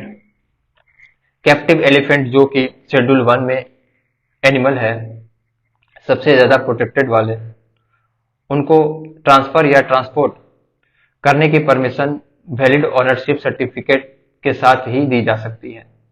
ये ट्रांसफर रिलीजियस या अदर पर्पजेस के लिए हो सकता है। Management authority for trade permit. Central government को पावर दी गई है कि वो मैनेजमेंट अथॉरिटी अपॉइंट करे जो ट्रेड परमिट ग्रांट करेगी। ये परमिट एक्सपोर्ट और इंपोर्ट के लिए होंगे ताकि वाइल्ड लाइफ स्पेसिमेन का सस्टेनेबल एक्सप्लोटेशन हो सके। साइंटिफिक अथॉरिटी भी अपॉइंट की जाएगी जो ये एसेस करेगी कि ट्रेड से स्पेसीज की सर्वाइवल पे कोई नेगेटिव इम्पैक्ट तो नहीं हो रहा। Registration of live specimen. जो भी person live specimen of schedule animal के पास रखता है उन्हें रजिस्ट्रेशन सर्टिफिकेट लेने होंगे मैनेजमेंट अथॉरिटी से। ट्रेड ट्रांजैक्शन की डिटेल को भी मैनेजमेंट अथॉरिटी को रिपोर्ट करना होगा। इससे वाइल्ड लाइफ ट्रेड को रेगुलेट किया जा सकता है। Identification marks on specimen. Sites के रूल्स के अंदर मैनेजमेंट अथॉरिटी को पावर मिलेगी कि वो आइडेंटिफिकेशन मार्क उसे करे जो स्पेसिमेन पे लगाए जाएंगे। इससे ये इंश्योर होगा कि कोई भी पर्सन स्पेसिमेन का आइडेंटिफिकेशन मार्क मॉडिफाई या रिमूव ना करे। Enhance penalties for violation. General violation के लिए फाइन का अमाउंट 25,000 से बढ़ाकर 1 लाख कर दिया गया है। स्पेशली प्रोटेक्टेड एनिमल के केस में मिनिमम फाइन 10,000 से बढ़ाकर 25,000 कर दिया गया है। यह अमेंडमेंट वाइल्ड लाइफ क्राइम्स को स्ट्रिक्टली पेनलाइज करने के लिए किया गया है ताकि लोग वाइल्ड लाइफ प्रोटेक्शन लॉ को सीरियस लें। अब बात करते हैं wild life crime control bureau WCCB के बारे में समझेंगे, जो इंडिया में वाइल्ड लाइफ क्राइम को रोकने के लिए काफी इंपॉर्टेंट रोल प्ले करता है। इसका establishment wild life protection act 1972 के अंदर 2007 में किया गया था। WCCB का काम है वाइल्ड लाइफ क्राइम को इन्फोर्स करना और इसके लिए कई ऑपरेशन और कैंपेन चलाए जाते हैं। चलिए समझते हैं इसके फंक्शन और की इनिशिएटिव्स को। Nodal agency for sites enforcement. WCC को साइट्स यानी कि convention on international trade in endangered species के इन्फोर्समेंट का नोडल एजेंसी बनाया गया है। साइट्स एक इंटरनेशनल एग्रीमेंट है जो इंडेंजर्ड स्पेसीज के ट्रेड को रेगुलेट करता है। इसका गोल है कि स्पेसीज को इलीगल ट्रेड से बचाया जाए। Regional offices and border units. WCCB के 5 रीजनल ऑफिसेस और 5 बॉर्डर यूनिट्स अक्रॉस इंडिया है। ये यूनिट वाइल्ड लाइफ क्राइम को मॉनिटर करते हैं और इलीगल ट्रेड को रोकने के लिए एक्शन लेते हैं, स्पेशली बॉर्डर एरिया में जहां वाइल्ड लाइफ ट्रैफिकिंग ज्यादा होती है। Intelligence collection and crime data bank. WCCB का काम है वाइल्ड लाइफ क्राइम से रिलेटेड इंटेलिजेंस कलेक्ट करना और उससे एक डाटा बैंक बनाना। ये डाटा बैंक हेल्प करता है वाइल्ड लाइफ क्राइम को ट्रैक करने में और फ्यूचर ऑपरेशन को प्लान करने में। Coordinating action and assisting international organisation. WCCB का रोल सिर्फ इंडिया तक लिमिटेड नहीं है, ये इंटरनेशनल ऑर्गेनाइजेशन के साथ भी कोलैबोरेट करते हैं। इंटरनेशनल कोऑपरेशन जरूरी है क्योंकि वाइल्ड लाइफ क्राइम एक ग्लोबल इशू है और वाइल्ड लाइफ ट्रैफिकिंग के नेटवर्क अक्रॉस बॉर्डर ऑपरेट करते हैं। Capacity building and advising the government. WCCB government को एडवाइस करता है और कैपेसिटी बिल्डिंग प्रोग्राम चलाता है ताकि वाइल्ड लाइफ इन्फोर्समेंट एजेंसीज को बेटर ट्रेनिंग मिल सके और वो इफेक्टिवली काम कर सके। अब campaign and operation by WCCB को देखते हैं। Operation clean art. Operation clean art एक प्लान पेन इंडिया ऑपरेशन था जो WCCB ने मंगूज हेयर स्मगलिंग को रोकने के लिए चलाया। मंगूज हेयर जो कि शेड्यूल सेकेंड अंडर WPA और अपेंडिक्स 1 ऑफ साइट्स में प्रोटेक्टेड है, इलीगल ट्रेड का टारगेट बनता है। इस ऑपरेशन का पर्पस था मंगूज के हेयर का इलीगल ट्रेड रोकना जो मेनली फैशन एसेसरीज बनाने में यूज होता है। ये ऑपरेशन काफी सक्सेसफुल रहा और इससे वाइल्ड लाइफ क्राइम के अगेंस्ट अवेयरनेस भी रेज हुई। अब not all animals migrate by choice campaign. WCCB ने UN इन्वायरमेंट के साथ मिलकर एक अवेयरनेस कैंपेन लॉन्च किया जिसका नाम था not all animal migrate by choice. इस कैंपेन का पर्पस था इलीगल वाइल्ड लाइफ ट्रेड के बारे में लोगों को जागरूक करना। यह मैसेज देना था कि कुछ एनिमल अपनी माइग्रेशन के लिए ह्यूमन इंटरफेरेंस के शिकार हो जाते हैं, जैसे कि इलीगल हंटिंग या ट्रैफिकिंग के थ्रू। अब बात करते हैं animal welfare board of India AWBI। AWBI का establishment prevention of cruelty to animal act 1960 के अंदर किया गया था। ये एक स्टेटरी एडवाइजरी बॉडी है जो एनिमल वेलफेयर के इशू को हैंडल करता है। AWBI का मेन काम है गवर्नमेंट को एनिमल वेलफेयर लॉज पर एडवाइस देना, एनिमल वेलफेयर को प्रमोट करना और एनिमल वेलफेयर ऑर्गेनाइजेशन को मॉनिटर करना। आइए इसके की फंक्शंस को देखते हैं। Advisory role. AWBI गवर्नमेंट को एनिमल वेलफेयर लॉज पर एडवाइस देते हैं। ये इंश्योर करता है कि एनिमल के साथ कोई क्रुएल्टी ना हो और उनके वेलफेयर के लिए इफेक्टिव पॉलिसीज बनाई जाए। Promotion of animal welfare. AWBI animal welfare को प्रमोट करता है। ये एनिमल के लिए सेफ इन्वायरमेंट क्रिएट करने के लिए कैंपेन और अवेयरनेस प्रोग्राम भी चलाता है। Overseas animal welfare organisation. AWBI recognise AWO यानी कि ओवरसीज एनिमल वेलफेयर ऑर्गेनाइजेशन को फाइनेंशियल असिस्टेंस प्रोवाइड करता है जो एनिमल की केयर और प्रोटेक्शन के लिए काम कर रहे होते हैं। ये ऑर्गेनाइजेशन एनिमल क्रुएल्टी को रोकने के लिए एक्टिव रोल प्ले करते हैं। Concern for animal abuse in research and entertainment. AWBI को रिसर्च और एनिमल इंटरटेनमेंट में एनिमल के एब्यूज पर भी कंसर्न है। ये इंश्योर करता है कि एनिमल को किसी भी फॉर्म ऑफ क्रुएल्टी का सामना ना हो, चाहे वो रिसर्च में हो या इंटरटेनमेंट में हो। अब foreign trade development and regulation act 1992। Foreign trade development and regulation act 1992 एक इम्पॉर्टेंट लॉ है जो वाइल्ड लाइफ स्पेसिमेन और उनके प्रोडक्ट के इंपोर्ट और एक्सपोर्ट को रेगुलेट करता है। इसका मेन पर्पस है वाइल्ड लाइफ ट्रेड को कंट्रोल और रेगुलेट करना ताकि इलीगल ट्रेड को रोका जा सके। आइए इसके की प्रोविजंस को देखते हैं। Regulation of import export of wild life specimen. इस एक्ट के अंदर गवर्नमेंट ऑफ इंडिया को पावर मिलती है कि वो वाइल्ड लाइफ स्पेसिमेन और उनके प्रोडक्ट्स का इंपोर्ट एक्सपोर्ट रेगुलेट करें। ये इंश्योर करता है कि वाइल्ड लाइफ के इलीगल ट्रेड को कंट्रोल किया जा सके। एक्जिम पॉलिसी। एक्जिम पॉलिसी के अंदर वाइल्ड एनिमल और प्लांट को रिसर्च और जूस के बीच एक्सचेंज के लिए इंपोर्ट एक्सपोर्ट किया जा सकता है, लेकिन ये लाइसेंसिंग के थ्रू होता है जो director general of foreign trade के द्वारा दिया जाता है। Sites ban on commercial imports of African Ivory. Sites यानी कि convention on international trade in endangered species के अंदर अफ्रीकन आइवोरी का कमर्शियल इंपोर्ट बैन है। ये साइट्स एग्रीमेंट का पार्ट है जो इंडेंजर्ड स्पेसीज को प्रोटेक्ट करता है। Restriction on other wild life derivatives. Wild life derivatives जैसे कि एनिमल स्किन, टस्क एक्सेट्रा का इंपोर्ट भी रेस्ट्रिक्टेड है। इनका इंपोर्ट करने के लिए प्रायर परमिशन डीजीएफटी से लेना पड़ता है। Import of wild animal as pet. Wild animal को पेट के रूप में इंपोर्ट करना भी साइट्स प्रोविजन के अंदर रेगुलेटेड है। ये इंश्योर करता है कि वाइल्ड एनिमल को एज पेट इंपोर्ट करना इलीगल ना हो और उनकी सर्वाइवल को थ्रेट ना हो। अब बात करते हैं tiger conservation. Tigers are majestic animal but उनकी कंजर्वेशन एक बड़ा चैलेंज है। आज हम टाइगर कंजर्वेशन के एफर्ट को समझेंगे जो हमारे नेशनल प्राइड को बचाने के लिए किया जा रहा है। टाइगर सब स्पेसीज को देखते हैं।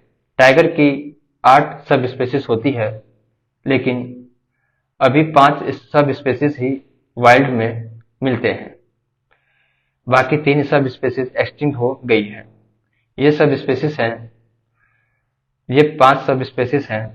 बंगाल टाइगर सबसे ज्यादा कॉमन है, South China tiger, Indo Chinese tiger, Sumatran tiger, Siberian tiger.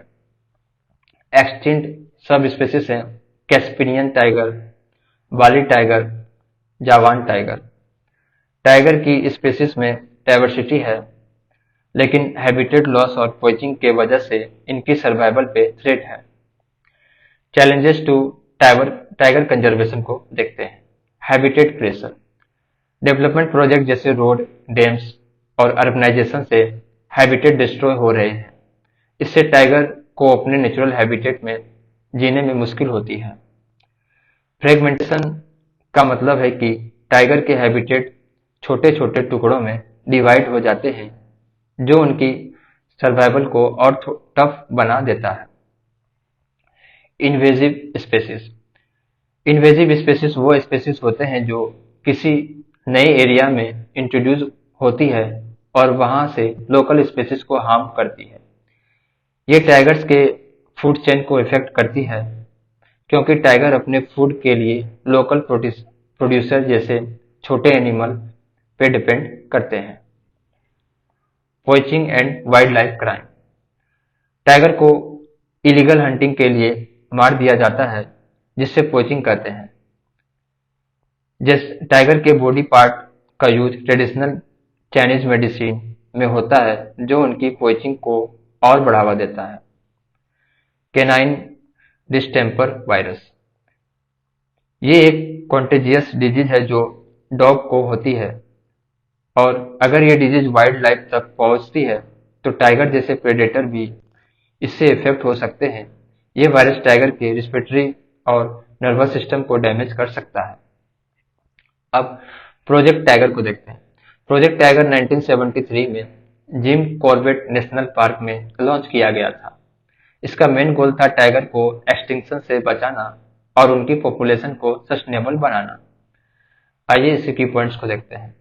Objectives: ensure a viable tiger population in natural habitat.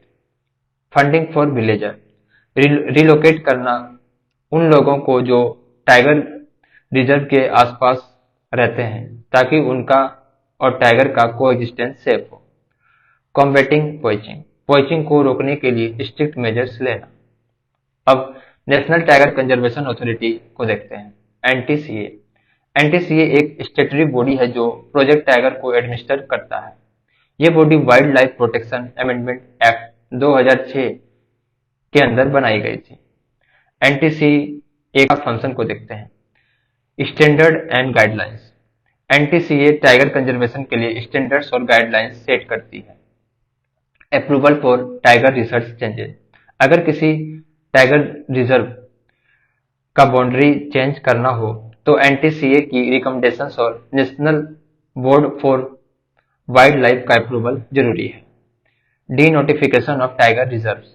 कोई भी स्टेट गवर्नमेंट टाइगर रिजर्व को डी नोटिफाई नहीं कर सकती बिना एनटीसीए और एनबीडब्ल्यू की अप्रूवल के। अब एनटीसीए के मेंबर्स को देखते हैं।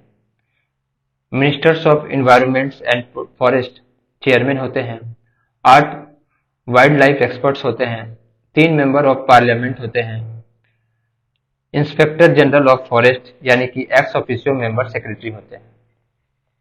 अब बात करते हैं monitoring system for tiger intensive protection and ecological status, MSTIPES एक टेक्नोलॉजी ड्राइवन सिस्टम है जो टाइगर रिजर्व में टाइगर प्रोटेक्शन और मॉनिटरिंग को इनहेंस करने के लिए यूज होता है। ये सिस्टम 2010 में नेशनल टाइगर कंजर्वेशन अथॉरिटी और wild life institute of India के कोलैबोरेशन से लॉन्च किया गया था। इसका मेन एम है wild life protection, specially tiger को इम्प्रूव करना। ये सिस्टम टेक्नोलॉजी का यूज करता है ताकि मॉनिटरिंग और डाटा एनालिसिस को इफिशिएंट किया जा सके। ये सिस्टम के कंपोनेंट को देखते हैं। फील्ड बेस्ड प्रोटोकॉल, ये प्रोटोकॉल फील्ड स्टाफ जैसे फॉरेस्ट गार्ड को गाइड करते हैं कि उन्हें patrolling, law enforcement, wild life crime record और इकोलॉजिकल मॉनिटरिंग कैसे करनी है।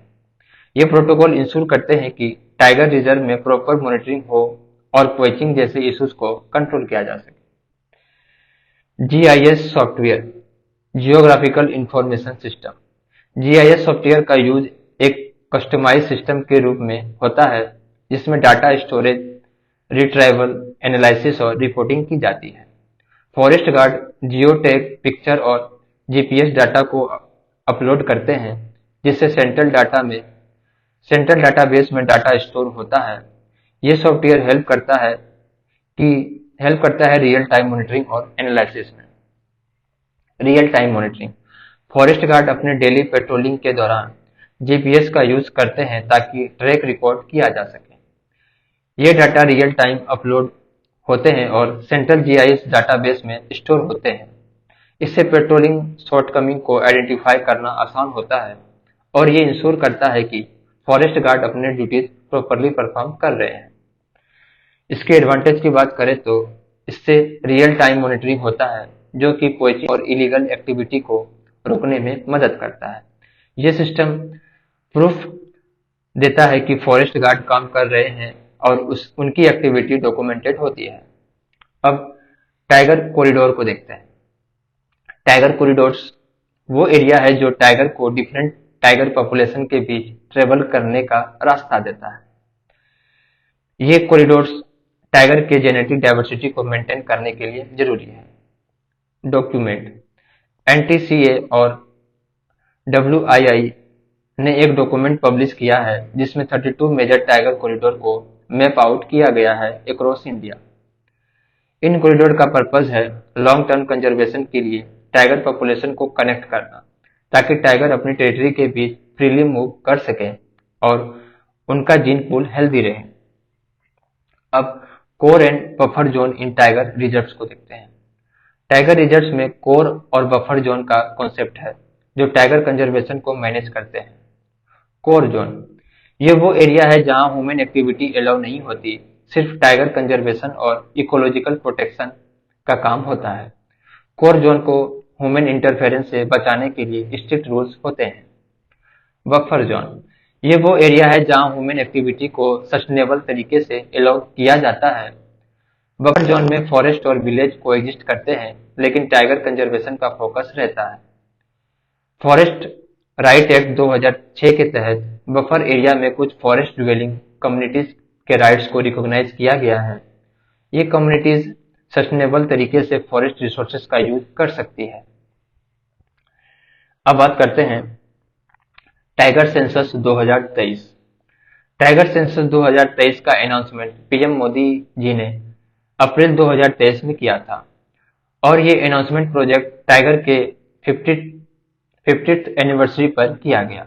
टाइगर सेंसस हर 4 से 5 साल में होता है जिसमें हम टाइगर की पॉपुलेशन को ट्रैक करते हैं।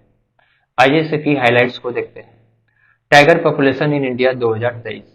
इंडिया में 3167 टाइगर है जो कि 200 टाइगर ज्यादा हैं लास्ट 4 सालों में। 2019 में ये नंबर 2,967 था। ये population growth tiger conservation effort की सफलता को दिखाता है। Global share of India's tiger. India अब ग्लोबल टाइगर पॉपुलेशन का 75% रखता है। ये एक बहुत बड़ा अचीवमेंट है क्योंकि इंडिया में टाइगर की पॉपुलेशन दुनिया के बाकी हिस्सों से काफी ज्यादा है। Annual growth rate. इंडिया की टाइगर पॉपुलेशन हर साल 6% के ग्रोथ रेट से बढ़ रही है, जो कंजर्वेशन एफर्ट के लिए पॉजिटिव साइन है। Top 10 states with highest number of tiger. India के टॉप 10 स्टेट्स जहां सबसे ज्यादा टाइगर है उनमें शामिल हैं मध्य प्रदेश, कर्नाटका, उत्तराखंड, महाराष्ट्र, तमिलनाडु, आसाम, केरला, राजस्थान, उड़ीसा, छत्तीसगढ़। ये स्टेट टाइगर कंजर्वेशन के लिए इम्पोर्टेंट है और यहाँ पर बहुत अच्छी मॉनिटरिंग और प्रोटेक्शन एफर्ट चल रही है। Tiger reserve. इंडिया में अब तक 53 टाइगर रिजर्व है जो 2.4% जियोग्राफिकल एरिया को कवर करते हैं। ये रिजर्व टाइगर के लिए प्रोटेक्टेड एरिया है जहां उनकी पॉपुलेशन को सेफली ग्रो करने का मौका मिलता है।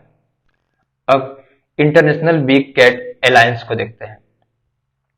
इंटरनेशनल बिग कैट अलायंस का लॉन्च भी पीएम मोदी जी ने किया था, जो 7 सिग्निफिकेंट बिग कैट स्पेसीज को सेफगार्ड और कंजर्व करने के लिए है। ये अलायंस प्रोजेक्ट टाइगर के 50th एनिवर्सरी पर अनाउंस किया गया था। 7 बिग कैट स्पेसीज जो इस अलायंस में है वो है tiger, leopard, lion, snow leopard, jaguar, pumas, cheetahs. इस अलायंस के गोल है इन सब बिग कैट को ग्लोबली प्रोटेक्ट करना ताकि उनकी पॉपुलेशन सस्टेनेबल रहे। ये इनिशिएटिव इंडिया के कमिटमेंट को दिखाता है वाइल्ड लाइफ कंजर्वेशन के लिए और ये इंडिया के रोल को स्ट्रेंथन कर रहा है in global wild life protection effort में। अब अमृत काल का टाइगर विजन को देखते हैं। पीएम मोदी ने अमृत काल का टाइगर विजन बुक का भी अनाउंसमेंट किया जो नेक्स्ट 25 ईयर के लिए टाइगर प्रोटेक्शन स्ट्रेटेजी आउटलाइन करेगा। ये विजन इंडिया की टाइगर कंजर्वेशन स्ट्रेटेजी को लॉन्ग टर्म डायरेक्शन देता और ये इंश्योर करेगा कि हम अपने टाइगर को सस्टेनेबल तरीके से प्रोटेक्ट कर सकें। अब बात करते हैं project snow leopard. Project snow leopard को 2009 में लॉन्च किया गया था ताकि हाई अल्टीट्यूड वाइल्ड लाइफ और उनके हैबिटेट को कंजर्व किया जा सके। ये प्रोजेक्ट हिमालयन रीजन में इंडेंजर्ड स्पेसीज को प्रोटेक्ट करने के लिए बना था, जहां स्नो लियोपार्ड और दूसरे इंडेंजर्ड एनिमल रहते हैं। आइए इसके की फीचर्स को देखते हैं। प्रोजेक्ट का मेन गोल था हाई अल्टीट्यूड इकोसिस्टम को प्रोटेक्ट करना, जहां स्नो लियोपार्ड, रेड पांडास और भी इंडेंजर्ड स्पेसीज रहते हैं। Identified landscape for conservation. Project ने कुछ स्पेसिफिक एरिया को आइडेंटिफाई किया जहां स्नो लियोपार्ड और दूसरे स्पेसीज की कंजर्वेशन एफर्ट चल रही है। ये लैंडस्केप है हेमिस्फीटी यानी कि लद्दाख और हिमाचल प्रदेश वाले एरिया में, नंदा देवी गंगोत्री उत्तराखंड में,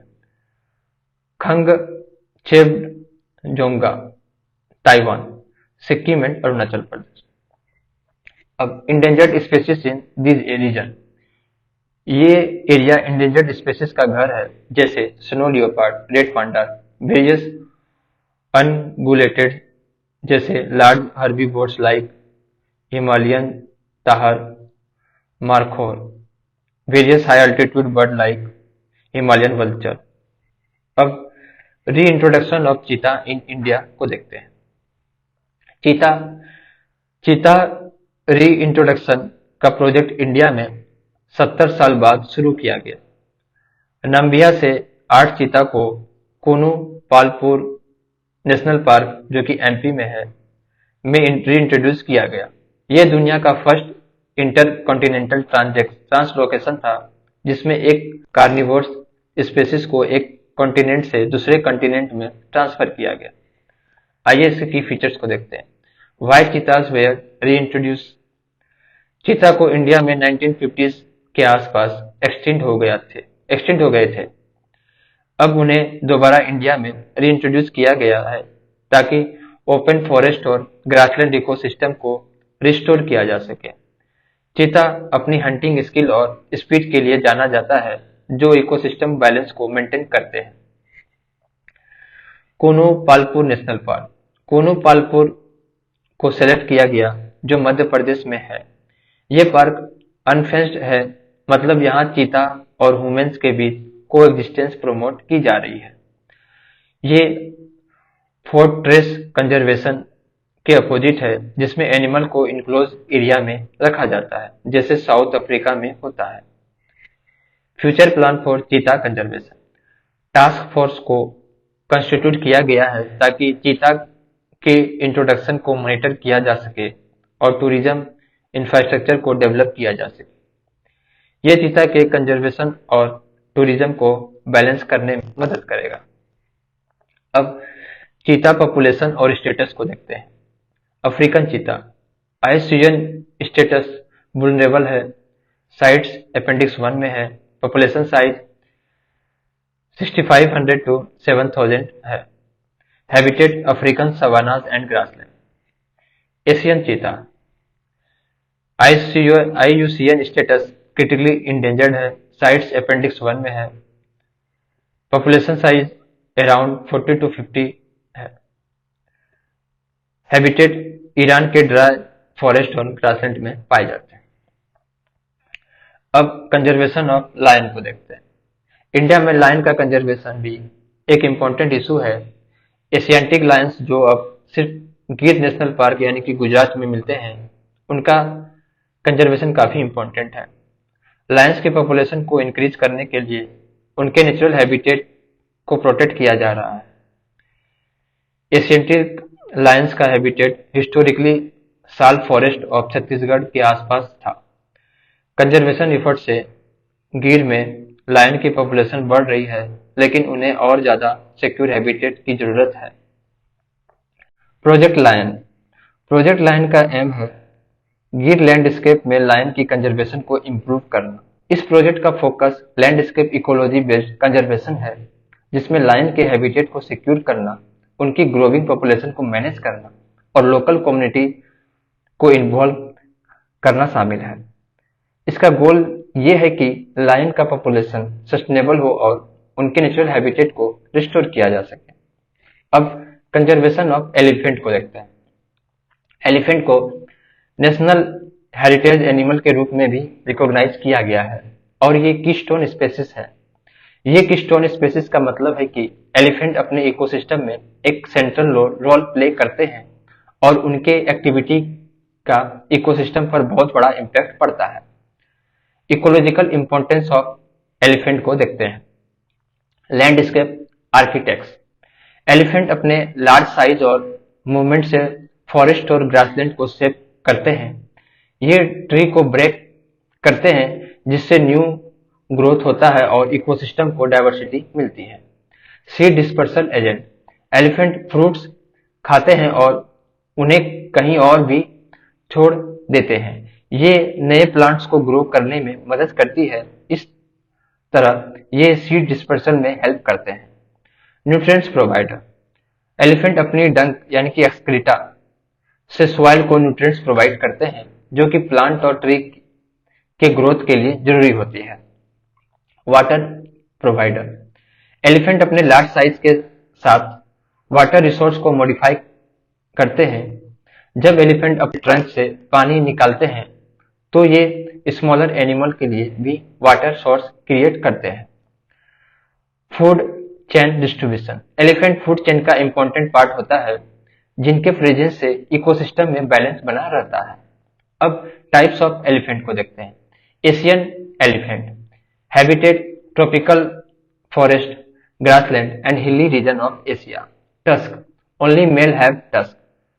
आईयूसीएन रेड लिस्ट में इंडेंजर्ड है। WPA शेड्यूल 1 में हाईएस्ट प्रोटेक्शन मिलती है। African elephant, savanna and forest elephant. इसके हैबिटेट को देखें तो African savanna, grassland and tropical forest में है। Tusk both male and female में होती है। आईयूसीएन रेड लिस्ट में अफ्रीकन एलिफेंट को वल्नरेबल में लिस्टेड किया गया है। WPA शेड्यूल 1 में है, जो कि हाईएस्ट प्रोटेक्शन प्रोवाइड करती है। अब एलिफेंट कॉरिडोर को देखते हैं।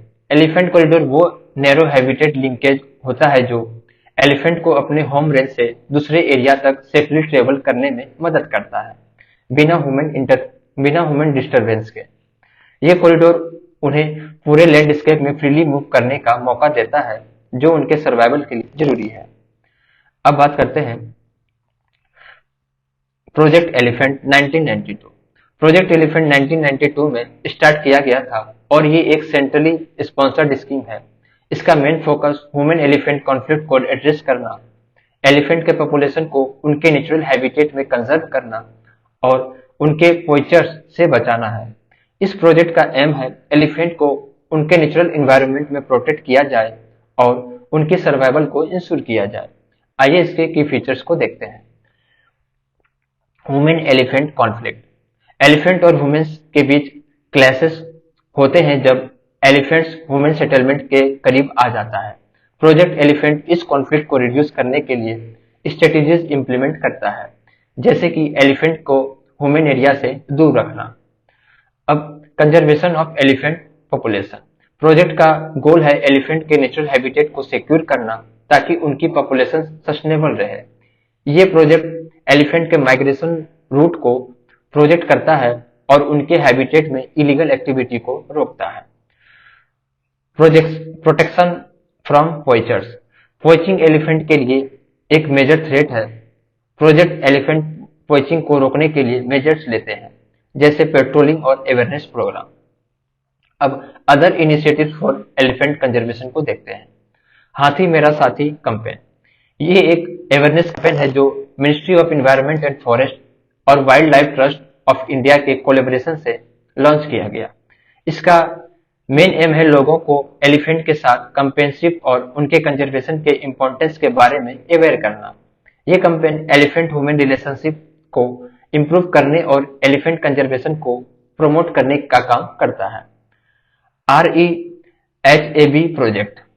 ये प्रोजेक्ट ह्यूमन एलिफेंट कॉन्फ्लिक्ट को रिड्यूस करने के लिए इनोवेटिव मेथड यूज करते हैं। बी बॉक्सेस को फेंस की तरह यूज किया जाता है ताकि एलिफेंट ह्यूमन सेटलमेंट में ना घुस सके। बीज एलिफेंट को नेचुरली डराती है, इसलिए बीज को यूज करना उन्हें ह्यूमन एरिया से दूर रखता है बिना उन्हें हार्म किए। Asian elephant alliance. ये एक कोएलिशन है जो 5 NGO का ग्रुप है। ये अलायंस 12 स्टेट में एलिफेंट कॉरिडोर को सिक्योर करने का काम करते हैं। एलिफेंट कॉरिडोर वो नैरो पाथ होता है जो एलिफेंट को सेफली मूव करने में मदद करते हैं बिना ह्यूमन सेटलमेंट के बीच से गुजरे। IUCN Asian elephant specialist group. IUCN का एशियन एलिफेंट स्पेशलिस्ट ग्रुप एक ग्लोबल नेटवर्क है जो एशियन एलिफेंट के पॉपुलेशन पर साइंटिफिक रिसर्च और एविडेंस प्रोवाइड करता है। ये ग्रुप 13 रेंज स्टेट में एलिफेंट के स्टेटस को मॉनिटर करता है। ये ग्रुप स्पेसीज सर्वाइवल कमीशन का इंटीग्रल पार्ट है जो ग्लोबली इंडेंजर्ड स्पेसीज के कंजर्वेशन के लिए काम करता है। अब बात करते हैं great one horn rhino conservation. Rhinos का एक बहुत बड़ा थ्रेट उनके हॉर्न है जो केराटिन से बने होते हैं। ये हॉर्न्स साउथ ईस्ट एशिया में ट्रेडिशनल मेडिसिन में यूज किया जाता है। इस वजह से राइनोस का इलीगल हंटिंग और पोचिंग होता है जो उनकी पॉपुलेशन को सीरियसली इंपैक्ट करता है। Rhino species across the world को देखते हैं। व्हाइट राइनोस अफ्रीका में। ये राइनो स्पेसीज अफ्रीका में पाई जाती है। व्हाइट राइनो रिलेटिवली लार्जर होता है और उनकी पॉपुलेशन थोड़ी स्टेबल है। Black rhino. ये स्पेसीज भी अफ्रीका में पाई जाती है, लेकिन ब्लैक राइनो थोड़ा स्मॉलर होता है और उनकी पॉपुलेशन ज्यादा वल्नरेबल है। जावान राइनो। ये राइनो स्पेसीज जावा और वियतनाम में पाई जाती है, लेकिन अब इसकी पॉपुलेशन काफी लिमिटेड हो गई है। अब सिर्फ कुछ ही जावान राइनो सरवाइव कर रहे हैं। सुमत्रन राइनो। ये सबसे स्मॉलेस्ट राइनो स्पेसीज है और सुमत्रा आइलैंड पर मिलनी पाई जाती है। इस स्पेसीज की पॉपुलेशन अब सिर्फ 30 से 80 राइनोज तक लिमिटेड है। Great one horned rhino India. ये राइनो स्पेसीज दुनिया की सबसे बड़ी राइनो स्पेसीज है और ये इंडिया में पाई जाती है। इस स्पेसीज का एक ही हॉर्न होता है जो उसे यूनिक बनाता है। इंडिया का ग्रेटर वन हॉर्न राइनो सिर्फ इंडिया, भूटान और नेपाल के तराई एलुवियन ग्रासलैंड में पाया जाता है। अब India's greater one horn rhinoceros के बारे में जानते हैं। हैबिटेट, ये राइनो स्पेसीज ट्रॉपिकल और सब ट्रॉपिकल सवानास और श्रब्सलैंड में रहती है। ये एरिया उनके लिए आइडियल हैबिटेट है जहां उनके खाना और पानी मिलता है। डिस्ट्रीब्यूशन, ये rhino species Kaziranga national park, Manas national park और पोबितोरा वाइल्ड लाइफ सेंचुरी में मेनली पाई जाती है, जो कि आसाम के रीजन में है। इसके अलावा भूटान और नेपाल के कुछ पार्ट में भी ये राइनो मिलते हैं। पॉपुलेशन, इंडिया में ये राइनो स्पेसीज काफी इंडेंजर्ड है, लेकिन कंजर्वेशन एफर्ट के थ्रू उनकी पॉपुलेशन को बढ़ाने की कोशिश की जा रही है। काजीरंगा और मानस जैसे नेशनल पार्क में राइनोस की पॉपुलेशन सबसे ज्यादा है। अब threats to the great one horn rhinos. Poaching, rhinos को उनके हॉर्न के लिए मार दिया जाता है। ये हॉर्न केराटिन से बना होता है जो ह्यूमन हेयर और नेल में भी होता है। ये हॉर्न बहुत वैल्यूएबल होते हैं, इसलिए राइनोस को इलीगल हंटिंग किया जाता है। हैबिटेट लॉस, राइनोस के नेचुरल हैबिटेट को डिफॉरेस्टेशन और अर्बनाइजेशन की वजह से लॉस हो रहा है।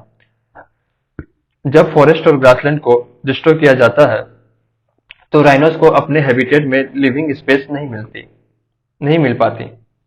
हैबिटेट फ्रेगमेंटेशन, जब फॉरेस्ट का हिस्सा डिवाइड हो जाता है तो राइनोस को एक जगह से दूसरे जगह जाना मुश्किल हो जाता है। इससे उनकी पॉपुलेशन आइसोलेटेड हो जाती है, जो उनके सर्वाइवल को इफेक्ट करता है। ह्यूमन एनिमल कॉन्फ्लिक्ट, जब राइनोस ह्यूमन सेटलमेंट के पास आ जाता है तो ये कॉन्फ्लिक्ट क्रिएट करता है। राइनोस के अटैक की वजह से लोगों को इंजरी होती है और इससे राइनोस को मार दिया जाता है। अब conservation measures for the great one horn rhino. New Delhi declaration on Asian rhinos 2019। ये declaration 5 rhino range country India, Nepal, Bhutan, Indonesia और मलेशिया के बीच कंजर्वेशन एफर्ट को स्ट्रेंथन करने के लिए साइन की गई थी। इसका एम है कि एशियन राइनोस को प्रोटेक्ट किया जाए और उनकी पॉपुलेशन को इंक्रीज किया जाए। डीएनए प्रोफाइलिंग प्रोजेक्ट, ये प्रोजेक्ट राइनोस की जेनेटिक डाइवर्सिटी को मेंटेन करने के लिए स्टार्ट किया गया है। डीएनए प्रोफाइलिंग से राइनोस की पॉपुलेशन को मॉनिटर किया जाता है और उनकी ब्रीडिंग प्रोग्राम को इम्प्रूव किया जाता है। नेशनल राइनो कंजर्वेशन स्ट्रेटेजी 2019, ये स्ट्रेटेजी राइनो के कंजर्वेशन को एक स्ट्रक्चर और स्टैटिक वे में अप्रोच करती है। इसमें राइनो के हैबिटेट को प्रोटेक्ट करने और पोचिंग को रोकने के लिए गाइडलाइंस दिया गया है। इंडियन राइनो विजन 2020, इस विजन का गोल था असम के 7 प्रोटेक्टेड एरिया में 3000 ग्रेटर वन हॉर्न राइनो की वाइल्ड पॉपुलेशन बिल्ड करना। इसके लिए राइनोस को काजीरंगा नेशनल पार्क और पोबिटोरा वाइल्ड लाइफ सेंचुरी से Manas national park, Dibru Saikhowa wild life sanctuary और Laokhowa Burachapori wild life sanctuary जैसे पोटेंशियल हैबिटेट में ट्रांसलोकेट किया गया था। अब कुछ की टर्म्स को देख लेते हैं। पोचिंग, पोचिंग का मतलब है इलीगल हंटिंग। राइनोस को उनके हॉर्न के लिए मार दिया जाता है, जो कि इलीगल वाइल्ड लाइफ ट्रेड का पार्ट है। डीएनए प्रोफाइलिंग, डीएनए प्रोफाइलिंग एक टेक्निक है जिसमें एनिमल के जेनेटिक मटेरियल को स्टडी किया जाता है। ट्रांसलोकेशन का मतलब है एनिमल को एक जगह से दूसरे जगह शिफ्ट करना।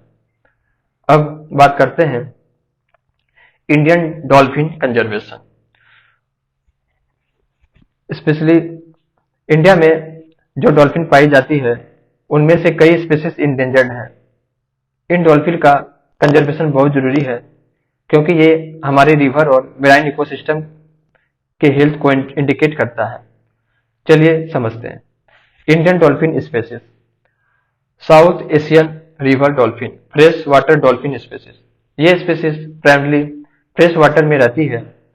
दो मेन सब स्पेसीज हैं, जैसे Ganges river dolphin, Indus river dolphin.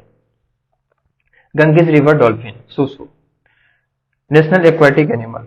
Ganges river dolphin को इंडिया का नेशनल एक्वाटिक एनिमल डिक्लेयर किया गया है। ये आसाम का स्टेट एक्वाटिक एनिमल भी है। ब्लाइंड स्पेसीज, ये डॉल्फिन इसेंशियली ब्लाइंड होती है, लेकिन अपने अल्ट्रासोनिक साउंड के थ्रू हंटिंग करती है, इसलिए इसे सुसु भी कहा जाता है, क्योंकि इसका ब्रीदिंग साउंड सुसु जैसा होता है। डिस्ट्रीब्यूशन, ये डॉल्फिन मेनली गंगा, ब्रह्मपुत्र, मेघना रिवर सिस्टम में पाई जाती है। इंडिकेटर स्पेसीज, गंगीज रिवर डॉल्फिन को इंडिकेटर स्पेसीज कहा जाता है, मतलब इसका हेल्थ और प्रेजेंस रिवर इकोसिस्टम की हेल्थ को रिफ्लेक्ट करता है। अब Indus river dolphin, state aquatic animal of Punjab. यह डॉल्फिन पंजाब की स्टेट एक्वाटिक एनिमल है। यह डॉल्फिन इंडस रिवर यानी कि पाकिस्तान में जो है, और बीज रिवर इंडिया में पाई जाती है। सतलज रिवर में भी ये डॉल्फिन मिलती है। यह डॉल्फिन भी थ्रेट का सामना करती है, जैसे हैबिटेट लॉस और ह्यूमन एक्टिविटीज। इरेवेडी डॉल्फिन, यह डॉल्फिन ब्रेकिश वाटर यानी कि साल्ट और फ्रेश वाटर का मिक्स जहां होता है में रहती है, जैसे कोस्ट, रिवर माउथ, स्टोरीज और फ्रेश वाटर रिवर। यह डॉल्फिन चिलिका लेक, जो कि ओडिशा में है, में भी पाई जाती है, जो इंडिया का एक फेमस लेगून है। यह डॉल्फिन भी ह्यूमन कॉन्फ्लिक्ट और ड्रोविंग इन गिलनेट से अफेक्टेड होती है। अब थ्रेट्स टू इंडियन डॉल्फिन को देखते हैं।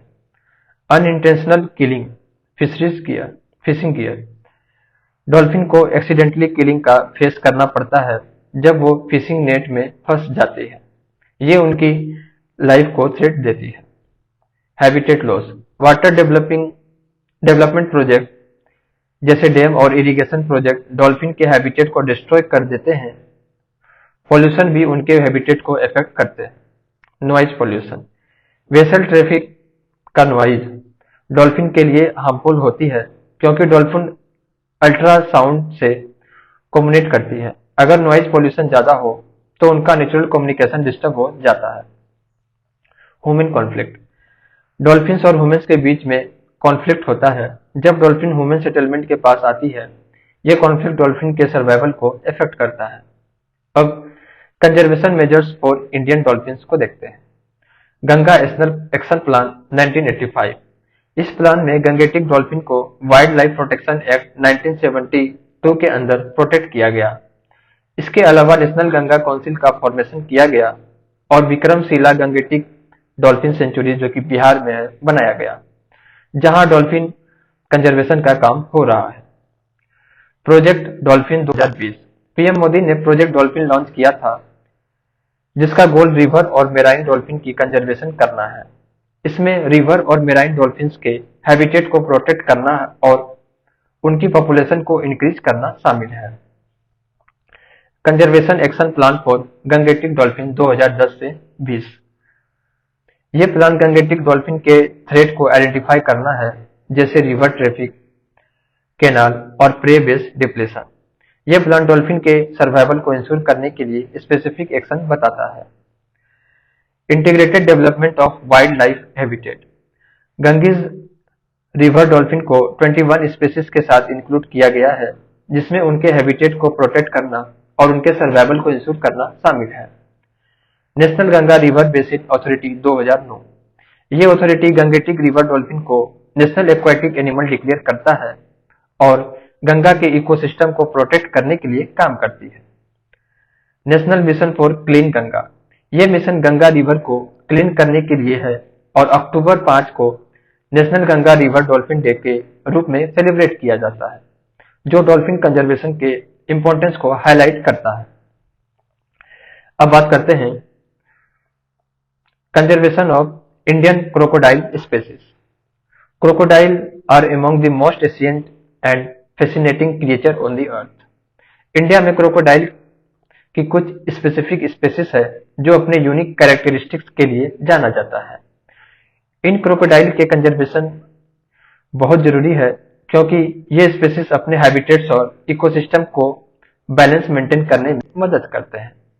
आज हम इन क्रोकोडाइल के बारे में समझेंगे, उनके हैबिटेट, डाइट, डिस्ट्रीब्यूशन और स्नोट शेप को समझेंगे। Indian crocodile species. इंडिया में 3 मेजर क्रोकोडाइल स्पेसीज पाई जाती है। Salt water crocodile, Crocodylus porosus, घरिया, ग्रेवियालिस गैंगेटिकस, मोगर क्रोकोडाइल, क्रोकोडाइलस पोलुस्ट्रिस। अब साल्ट वाटर क्रोकोडाइल को देखते हैं। Salt water crocodile primary salt water area में रहता है। यह ट्रॉपिकल रीजन में जैसे अंडमान एंड निकोबार आइलैंड, कोची और सुंदरबन में पाया जाता है। ये स्टोरेज और कोस्टल वाटर में भी मिलता है।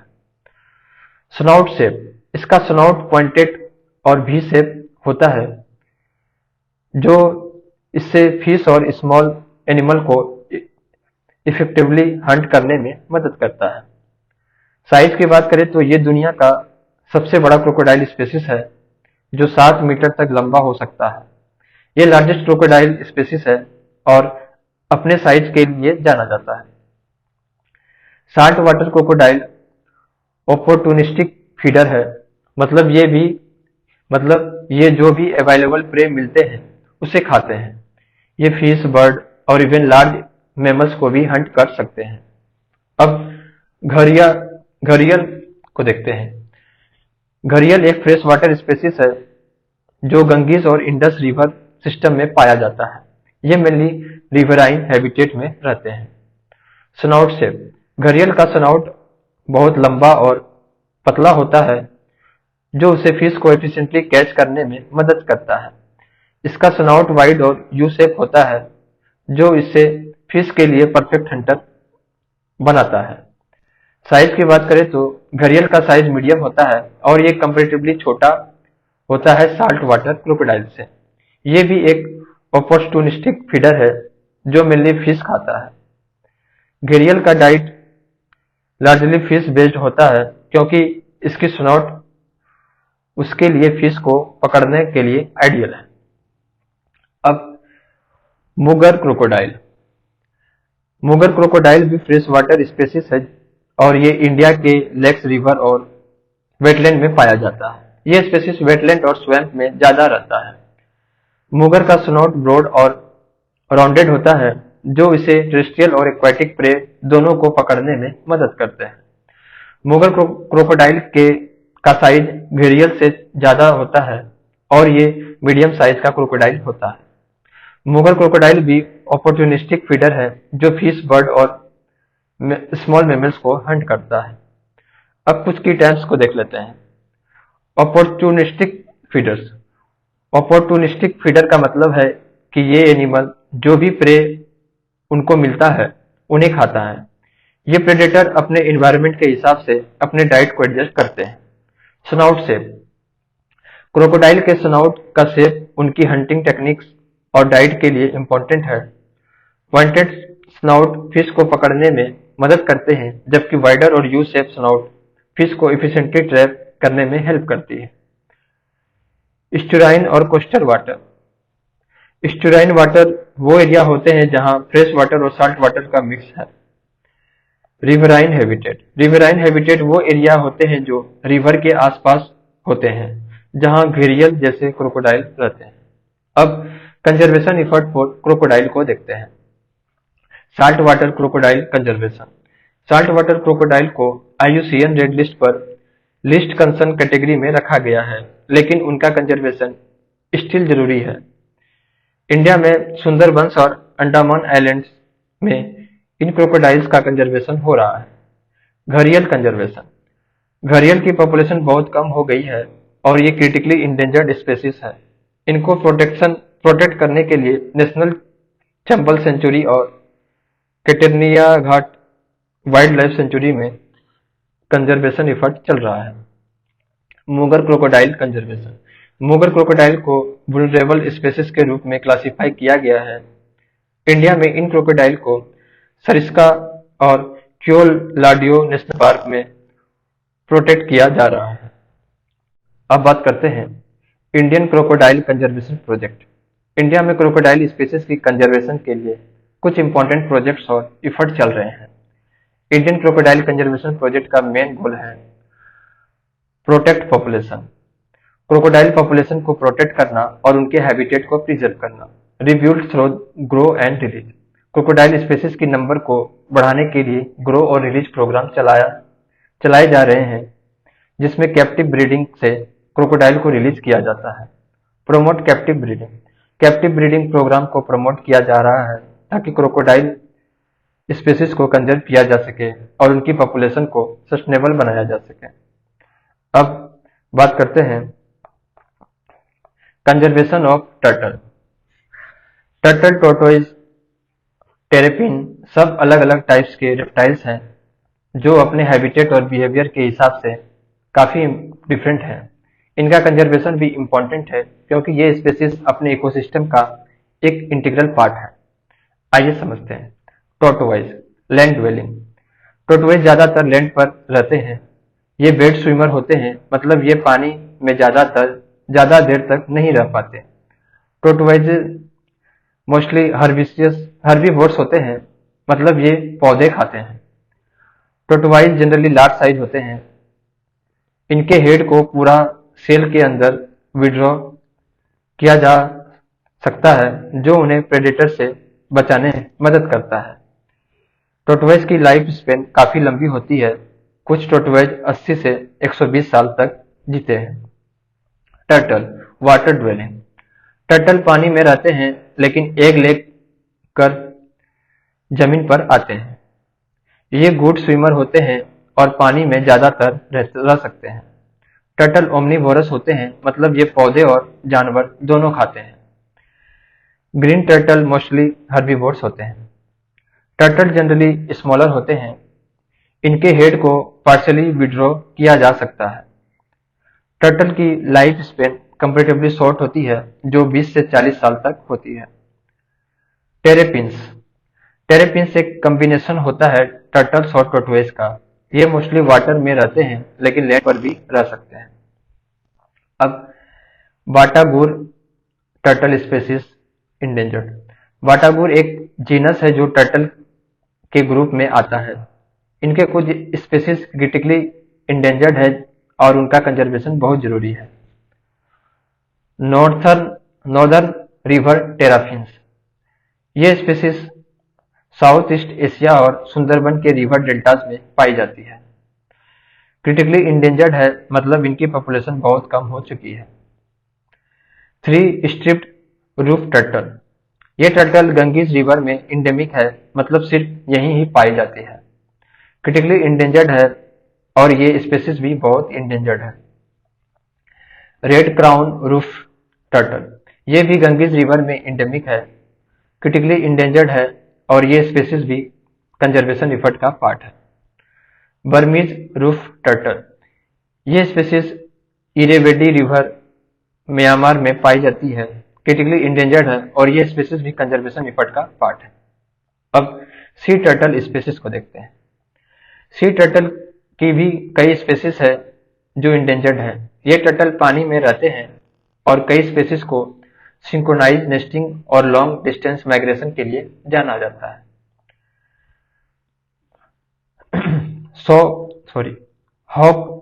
Hawksbill sea turtle. ये turtle Andaman and Nicobar island, Tamil Nadu और ओडिशा के कोस्टल वाटर में पाया जाता है। क्रिटिकली इंडेंजर्ड है और ये स्पेसीज काफी थ्रेटेंड है। Kemp's ridley sea turtle. ये दुनिया का सबसे स्मॉलेस्ट टर्टल है और ये सब tropical to temperate northern Atlantic water में पाया जाता है। क्रिटिकली इंडेंजर्ड है और इनकी पॉपुलेशन बहुत लिमिटेड है। ये टर्टल अपनी एरिबाडा यानी कि सिंक्रोनाइज नेस्टिंग के लिए जाना जाता है। ग्रीन सी टर्टल। ये टर्टल ट्रॉपिकल और सब ट्रॉपिकल सी में पाया जाता है लेकिन इंडिया में रेयर है। ये हर्बीवोर्स होते हैं जो पौधे खाते हैं। इंडेंजर्ड है और ये स्पीसीज भी थ्रेटेंड है। लीथरबेक सी टर्टल। ये लार्जेस्ट लिविंग सी टर्टल है जो ट्रॉपिकल और टेम्परेट सी में रहते हैं। वुलनरेबल है ये और इनकी पॉपुलेशन भी डिक्रीज हो रही है। लोगर हेड सी टर्टल। ये टर्टल ट्रॉपिकल और टेम्परेट सी में पाए जाते हैं। वुलरेबल है ये, और ये स्पीसीज भी थ्रेटेंड है। ओलिव रिडले सी टर्टल। ये टर्टल इंडियन कोस्टल वाटर में माइग्रेट करता है और अपनी सिंक्रोनाइज नेस्टिंग के लिए जाना जाता है। ये भी वुलरेबल है। अब कंजर्वेशन मेजर्स फॉर टर्टल्स को देखते हैं। टर्टल और उनके हैबिटेट को प्रोटेक्ट करने के लिए कई कंजर्वेशन एफर्ट्स चल रहे हैं। कुछ इंपॉर्टेंट मेजर्स को देखते हैं। Protection of nesting site. Turtle के नेस्टिंग साइट को प्रोटेक्ट करना बहुत जरूरी है। कोस्टल एरिया में एरीवाडा यानी कि सिंक्रोनाइज नेस्टिंग को प्रोटेक्ट करने के लिए मेजर्स लिए जा रहे हैं। Captive breeding programme. कुछ इंडेंजर्ड स्पेसीज के लिए कैप्टिव ब्रीडिंग प्रोग्राम चलाए जा रहे हैं, जिसमें turtle eggs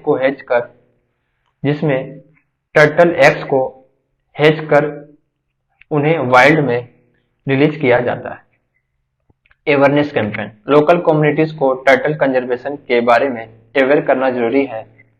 turtle conservation awareness campaign चलाए जा रहे हैं ताकि लोग इन्हें मार ना दे और उनके हैबिटेट को डिस्टर्ब ना करें।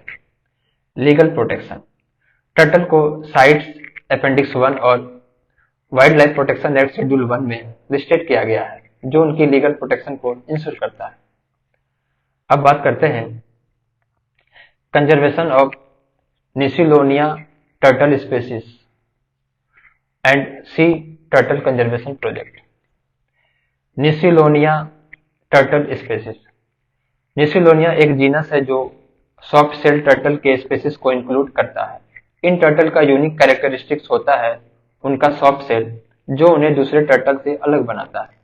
इन स्पेसीज की कंजर्वेशन बहुत जरूरी है क्योंकि यह स्पेसीज क्रिटिकली इंडेंजर्ड और इंडेंजर्ड कैटेगरी में आती है। Burmese peacock soft shell turtle. यह टर्टल म्यांमार और कार्बी एंग्लोन डिस्ट्रिक्ट असम में पाया जाता है। क्रिटिकली इंडेंजर्ड है, मतलब इनकी पॉपुलेशन बहुत कम हो गई है और इन्हें बचाना जरूरी है। लिस सॉफ्ट सेल टर्टल। यह टर्टल पेनिनसुलर रिवर में पाया जाता है, जो इंडिया के सॉर्दर्न रीजन में है। क्रिटिकली इंडेंजर्ड है ये। Black soft shell turtle. यह टर्टल लोअर ब्रह्मपुत्रा रिवर में पाया जाता है। यह भी क्रिटिकली इंडेंजर्ड है। Indian Ganges soft shell turtle. यह टर्टल गंगीज, इंडस और महानदी के वाटर में पाया जाता है। यह भी क्रिटिकली इंडेंजर्ड है। ये इंडेंजर्ड है। Indian peacock soft shell turtle. यह टर्टल इंडस, गंगीज और ब्रह्मपुत्रा के रिवर में पाया जाता है। इंडेंजर्ड है ये। इंडियन रेनो यानी कि small headed soft shell turtle. ये टर्टल वेरियस रिवर में पाया जाता है और ये इंडेंजर्ड है। अब सी टर्टल कंजर्वेशन प्रोजेक्ट को देखते हैं। सी टर्टल को प्रोजेक्ट करने के लिए ministry of environment, forest and climate change ने सी टर्टल कंजर्वेशन प्रोजेक्ट शुरू किया था। यह प्रोजेक्ट 1999 में UNDP, united nation development programme के कोलैबोरेशन में लॉन्च किया गया था और इसका मेन गोल था ओलिव रिडली टर्टल और अदर इंडेंजर्ड मेराइन टर्टल को कंजर्व करना। आइए इसके की फीचर्स को देखते हैं। Initiation and collaboration. 1999 में शुरू किया गया था collaboration. Ministry of environment, forest and climate change ने यूएनडीपी के साथ मिलकर यह प्रोजेक्ट स्टार्ट किया था। यह प्रोजेक्ट 10 कोस्टल स्टेट में इंप्लीमेंट किया गया है, लेकिन इसका मेन फोकस ओडिशा पर रहा है, जहां ओलिव रिडली टर्टल का नेस्टिंग ग्राउंड है। Conserve olive ridley turtle. यह प्रोजेक्ट का main goal olive ridley turtle को प्रोटेक्ट करना है, जो सिंक्रोनाइज नेस्टिंग के लिए फेमस है। ओलिव रिडली के अलावा दूसरी इंडेंजर्ड मेराइन टर्टल स्पेसीज को भी प्रोटेक्ट करना था। Achievement of the project. Satellite telemetry. यह टेक्नोलॉजी यूज की गई थी, जिसमें माइग्रेटरी रूट को ट्रैक किया गया था। इससे साइंटिस्ट को यह समझने में मदद मिली थी कि यह टर्टल कौन से रूट फॉलो करते हैं अपने माइग्रेशन के दौरान। Turtle exclusion device. यह डिवाइस फिशिंग ट्रेवलर्स में इंप्लीमेंट किया गया था, जिससे टर्टल मोर्टेलिटी को रिड्यूस किया जा सके। ये डिवाइस फिशिंग नेट में टर्टल को फंसाने से बचाता है और उनकी जान बचाता है। अब बात करते हैं conservation of Indian vulture. Indian vulture के कंजर्वेशन के बारे में बात करेंगे।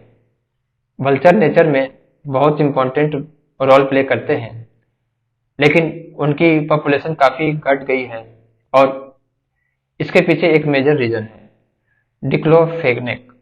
चलिए इसको समझते हैं। India's favourable condition for vulture. India की कल्चर प्रैक्टिसेस और हाई स्पीसीज डाइवर्सिटी की वजह से वल्चर्स यहाँ काफी अच्छा सरवाइव करते हैं।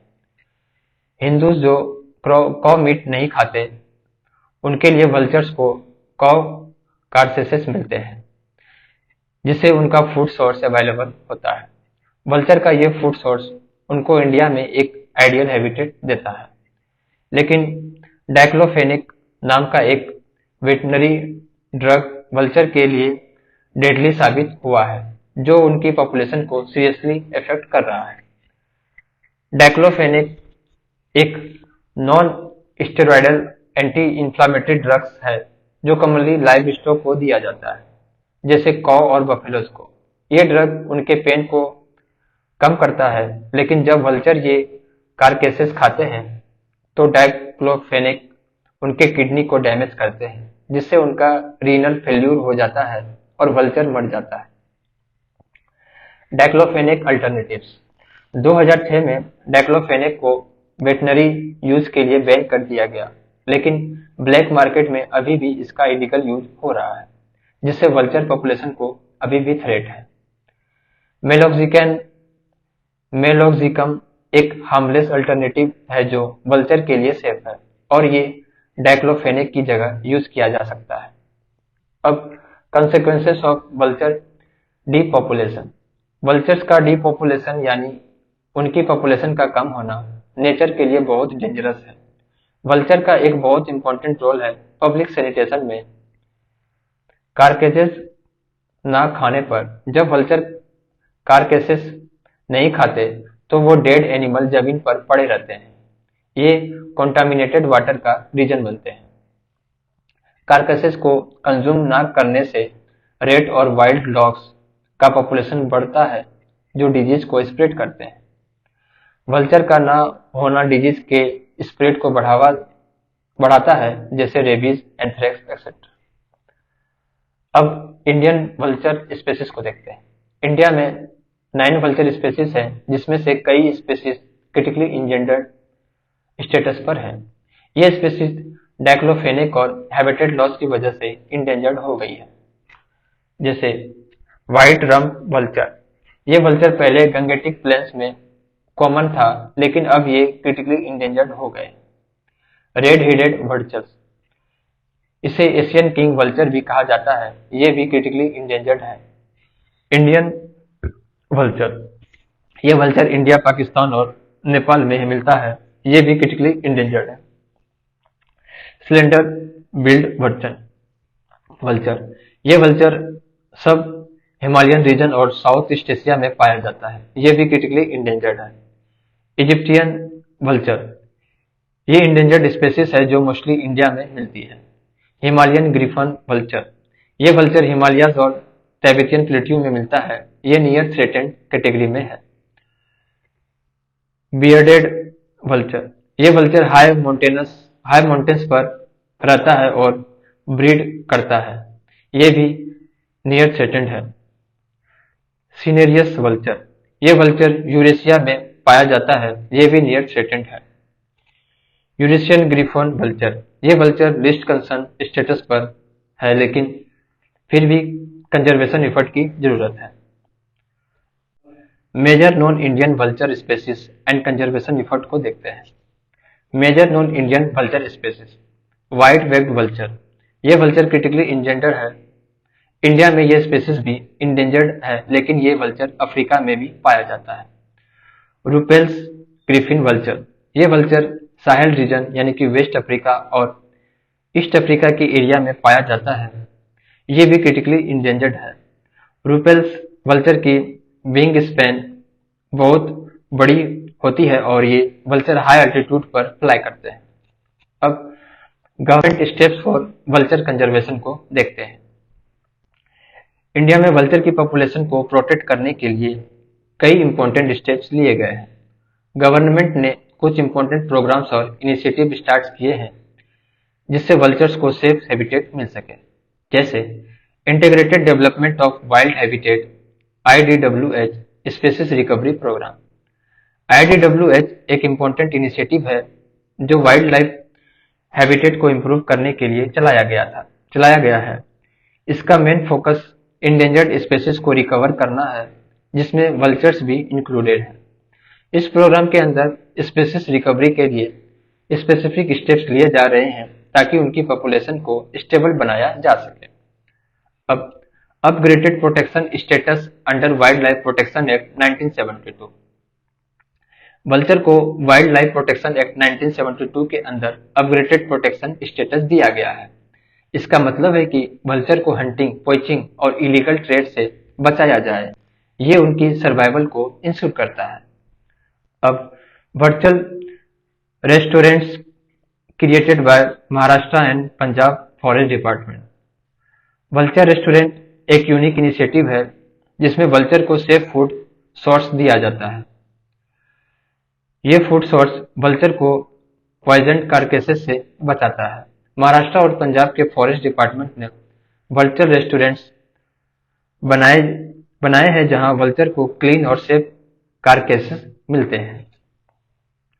Vulture conservation breeding programme by central zoo authority and Bombay natural history society. Breeding programme बहुत इंपॉर्टेंट होते हैं जब किसी स्पीशीज की पॉपुलेशन बहुत कम हो जाती है। इंडिया में सेंट्रल जू अथॉरिटी और बॉम्बे नेचुरल हिस्ट्री सोसाइटी ने वल्चर ब्रीडिंग प्रोग्राम चलाए हैं। इस प्रोग्राम का मेन गोल है वल्चर की ब्रीडिंग को इंक्रीज करना ताकि उनकी पॉपुलेशन ग्रो हो सके। अब vulture safe zone. Vulture safe zone वो एरिया होते हैं जहां वल्चर को सेफ इन्वायरमेंट दिया जाता है। इन जोन में वल्चर्स को सेफ फूड सोर्स और पॉइजन फ्री हैबिटेट मिलते हैं। ये जोन्स स्ट्रिक्टली रेगुलेटेड होते हैं जहां वल्चर को पोचिंग और पॉइजनस से बचाया जाता है। Action plan for vulture conservation in India 2020 से 25। Action plan for vulture conservation 2020 से 25 एक डिटेल्ड स्ट्रेटेजी है जिसका मेन एम वल्चर की पॉपुलेशन को एक्टिवली इंक्रीज करना है। इस प्लान के अंदर कुछ इंपॉर्टेंट ऑब्जेक्टिव्स हैं। Strict regulation of veterinary NSAID sale, यानी कि डाइक्लोफेनेक का सेल रिस्ट्रिक्ट है। सेफ्टी टेस्टिंग ऑफ ड्रग्स जो वल्चर के लिए हार्मफुल हो सकते हैं। Banning toxic drugs like diclofenac and promoting safe alternatives. Establishing vulture safe zone and vulture को सेफ हैबिटेट देना। अब बात करते हैं other Indian initiatives for wild life conservation. Project hangul Kashmiri stag. Hangul या काश्मीरी स्टेक एक बहुत ही यूनिक और इंडेंजर्ड स्पीशीज है जो सेंट्रल एशिया रेड डियर का एक सब स्पीशीज है जो कश्मीर के नॉर्दर्न रीजन में पाया जाता है, खास तौर पर डेचिंगम नेशनल पार्क में। Historical background. पहले ये स्टेक स्पीशीज 5000 तक की पॉपुलेशन में थी, लेकिन हैबिटेट डिस्ट्रक्शन, ओवरग्रेजिंग और पोचिंग की वजह से इसकी पॉपुलेशन बहुत कम हो गई। 2019 में सेंसस के मुताबिक सिर्फ 237 हंगुल ही बचे हैं।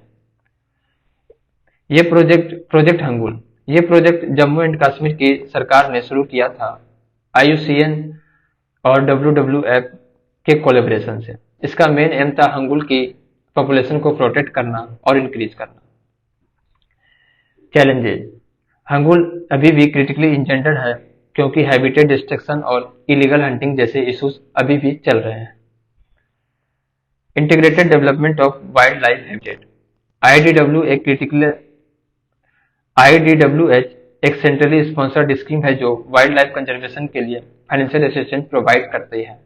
इस स्कीम का मेन एम है वाइल्ड लाइफ प्रोटेक्शन और हैबिटेट कंजर्वेशन करना। आइए इसके की कंपोनेंट्स को देखते हैं। प्रोटेक्टेड एरिया की सपोर्ट, ये स्कीम प्रोटेक्टेड एरिया को फंड करता है ताकि उनका प्रोटेक्शन हो सके। Wild life outside protected area, ये वाइल्ड लाइफ को उनके नेचुरल हैबिटेट के बाहर भी प्रोटेक्ट करने में मदद करती है। स्पेसीज रिकवरी प्रोग्राम, ये प्रोग्राम इंडेंजर्ड स्पेसीज को रिकवर करने के लिए बनाए गए हैं। कवर्ड स्पेसीज की बात करें तो इस स्कीम के अंदर 22 क्रिटिकली इंडेंजर्ड स्पेसीज को प्रोजेक्ट किया जाता है, जैसे मैमल्स, मेराइन मैमल्स, बर्ड और रेप्टाइल्स। कैरेकल कैट इस स्कीम में रिसेंट एडिशन है। अब national Ganga river basin authority NGRBA, NGRBA एक अथॉरिटी है जो गंगा रिवर बेसिन के कंजर्वेशन पे फोकस करता है। ये प्राइम मिनिस्टर के चेयरमैनशिप में काम करती है और इसका मेन एम है गंगा रिवर को प्रोटेक्ट करना। इसका मेन गोल गंगा रिवर को पॉपुलेशन से बचाना है और उसकी इकोलॉजिकल हेल्थ को रिस्टोर करना है। ये अथॉरिटी रिवर बेसिन के अराउंड सस्टेनेबल मैनेजमेंट और क्लीनिंग प्रोग्राम को प्रमोट करती है। अब national wild life action plan NWAP 2017 से 31। NWAP एक लॉन्ग टर्म स्ट्रेटेजी है जो वाइल्ड लाइफ कंजर्वेशन को प्रमोट करने के लिए डिजाइन की गई है। इसका थर्ड एडिशन 2017 से 31 के लिए बनाया गया है। फोकस एरिया की बात करें तो लैंडस्केप बेस्ड कंजर्वेशन, ये अप्रोच इकोसिस्टम को प्रोटेक्ट करने पर फोकस करती है, जिसमें पूरे हैबिटेट को प्रोटेक्ट करना जरूरी है। Private sector involvement, private companies को वाइल्ड लाइफ कंजर्वेशन में इन्वॉल्व करना और उनसे कॉर्पोरेट सोशल रिस्पॉन्सिबिलिटी फंड लेना। CSR फंड, ये फंड वाइल्ड लाइफ प्रोटेक्शन के लिए यूज किए जाते हैं। अब national action plan for conservation of migratory bird 2018 से 23। माइग्रेटरी बर्ड की कंजर्वेशन के लिए एक स्पेसिफिक एक्शन प्लान डेवलप किए गए हैं जो सेंट्रल एशियन फ्लाईवे के एलोंग माइग्रेटरी बर्ड को प्रोटेक्ट करना है। इस प्लान का मेन एम है माइग्रेटरी बर्ड की सेफ माइग्रेशन को इंश्योर करना और उनके हैबिटेट को प्रोटेक्ट करना। ये plan ministry of environment, forest and climate change के अंदर है। माइग्रेटरी बर्ड को सेफ रूट और प्रोटेक्टेड वेटलैंड प्रोवाइड करना ताकि उनकी पॉपुलेशन डिक्लाइन ना हो। अब green good deed initiative, green good deed initiatives ministry of environment, forest and climate change के अंदर है और इसका एम है लोगों को एनवायरमेंटल प्रोटेक्शन के लिए इनकरेज करना। ये इनिशिएटिव सिंपल एक्शन को प्रमोट करते हैं जिसमें सिटीजन अपने डेली लाइफ में एनवायरमेंटल प्रोटेक्शन कर सके, जैसे वेस्ट मैनेजमेंट, ट्री प्लांटेशन और वाटर कंजर्वेशन। इस इनिशिएटिव का फोकस है लोगों में अवेयरनेस क्रिएट करना और उन्हें मोटिवेट करना ताकि वो अपने एनवायरनमेंट को प्रोटेक्ट कर सके।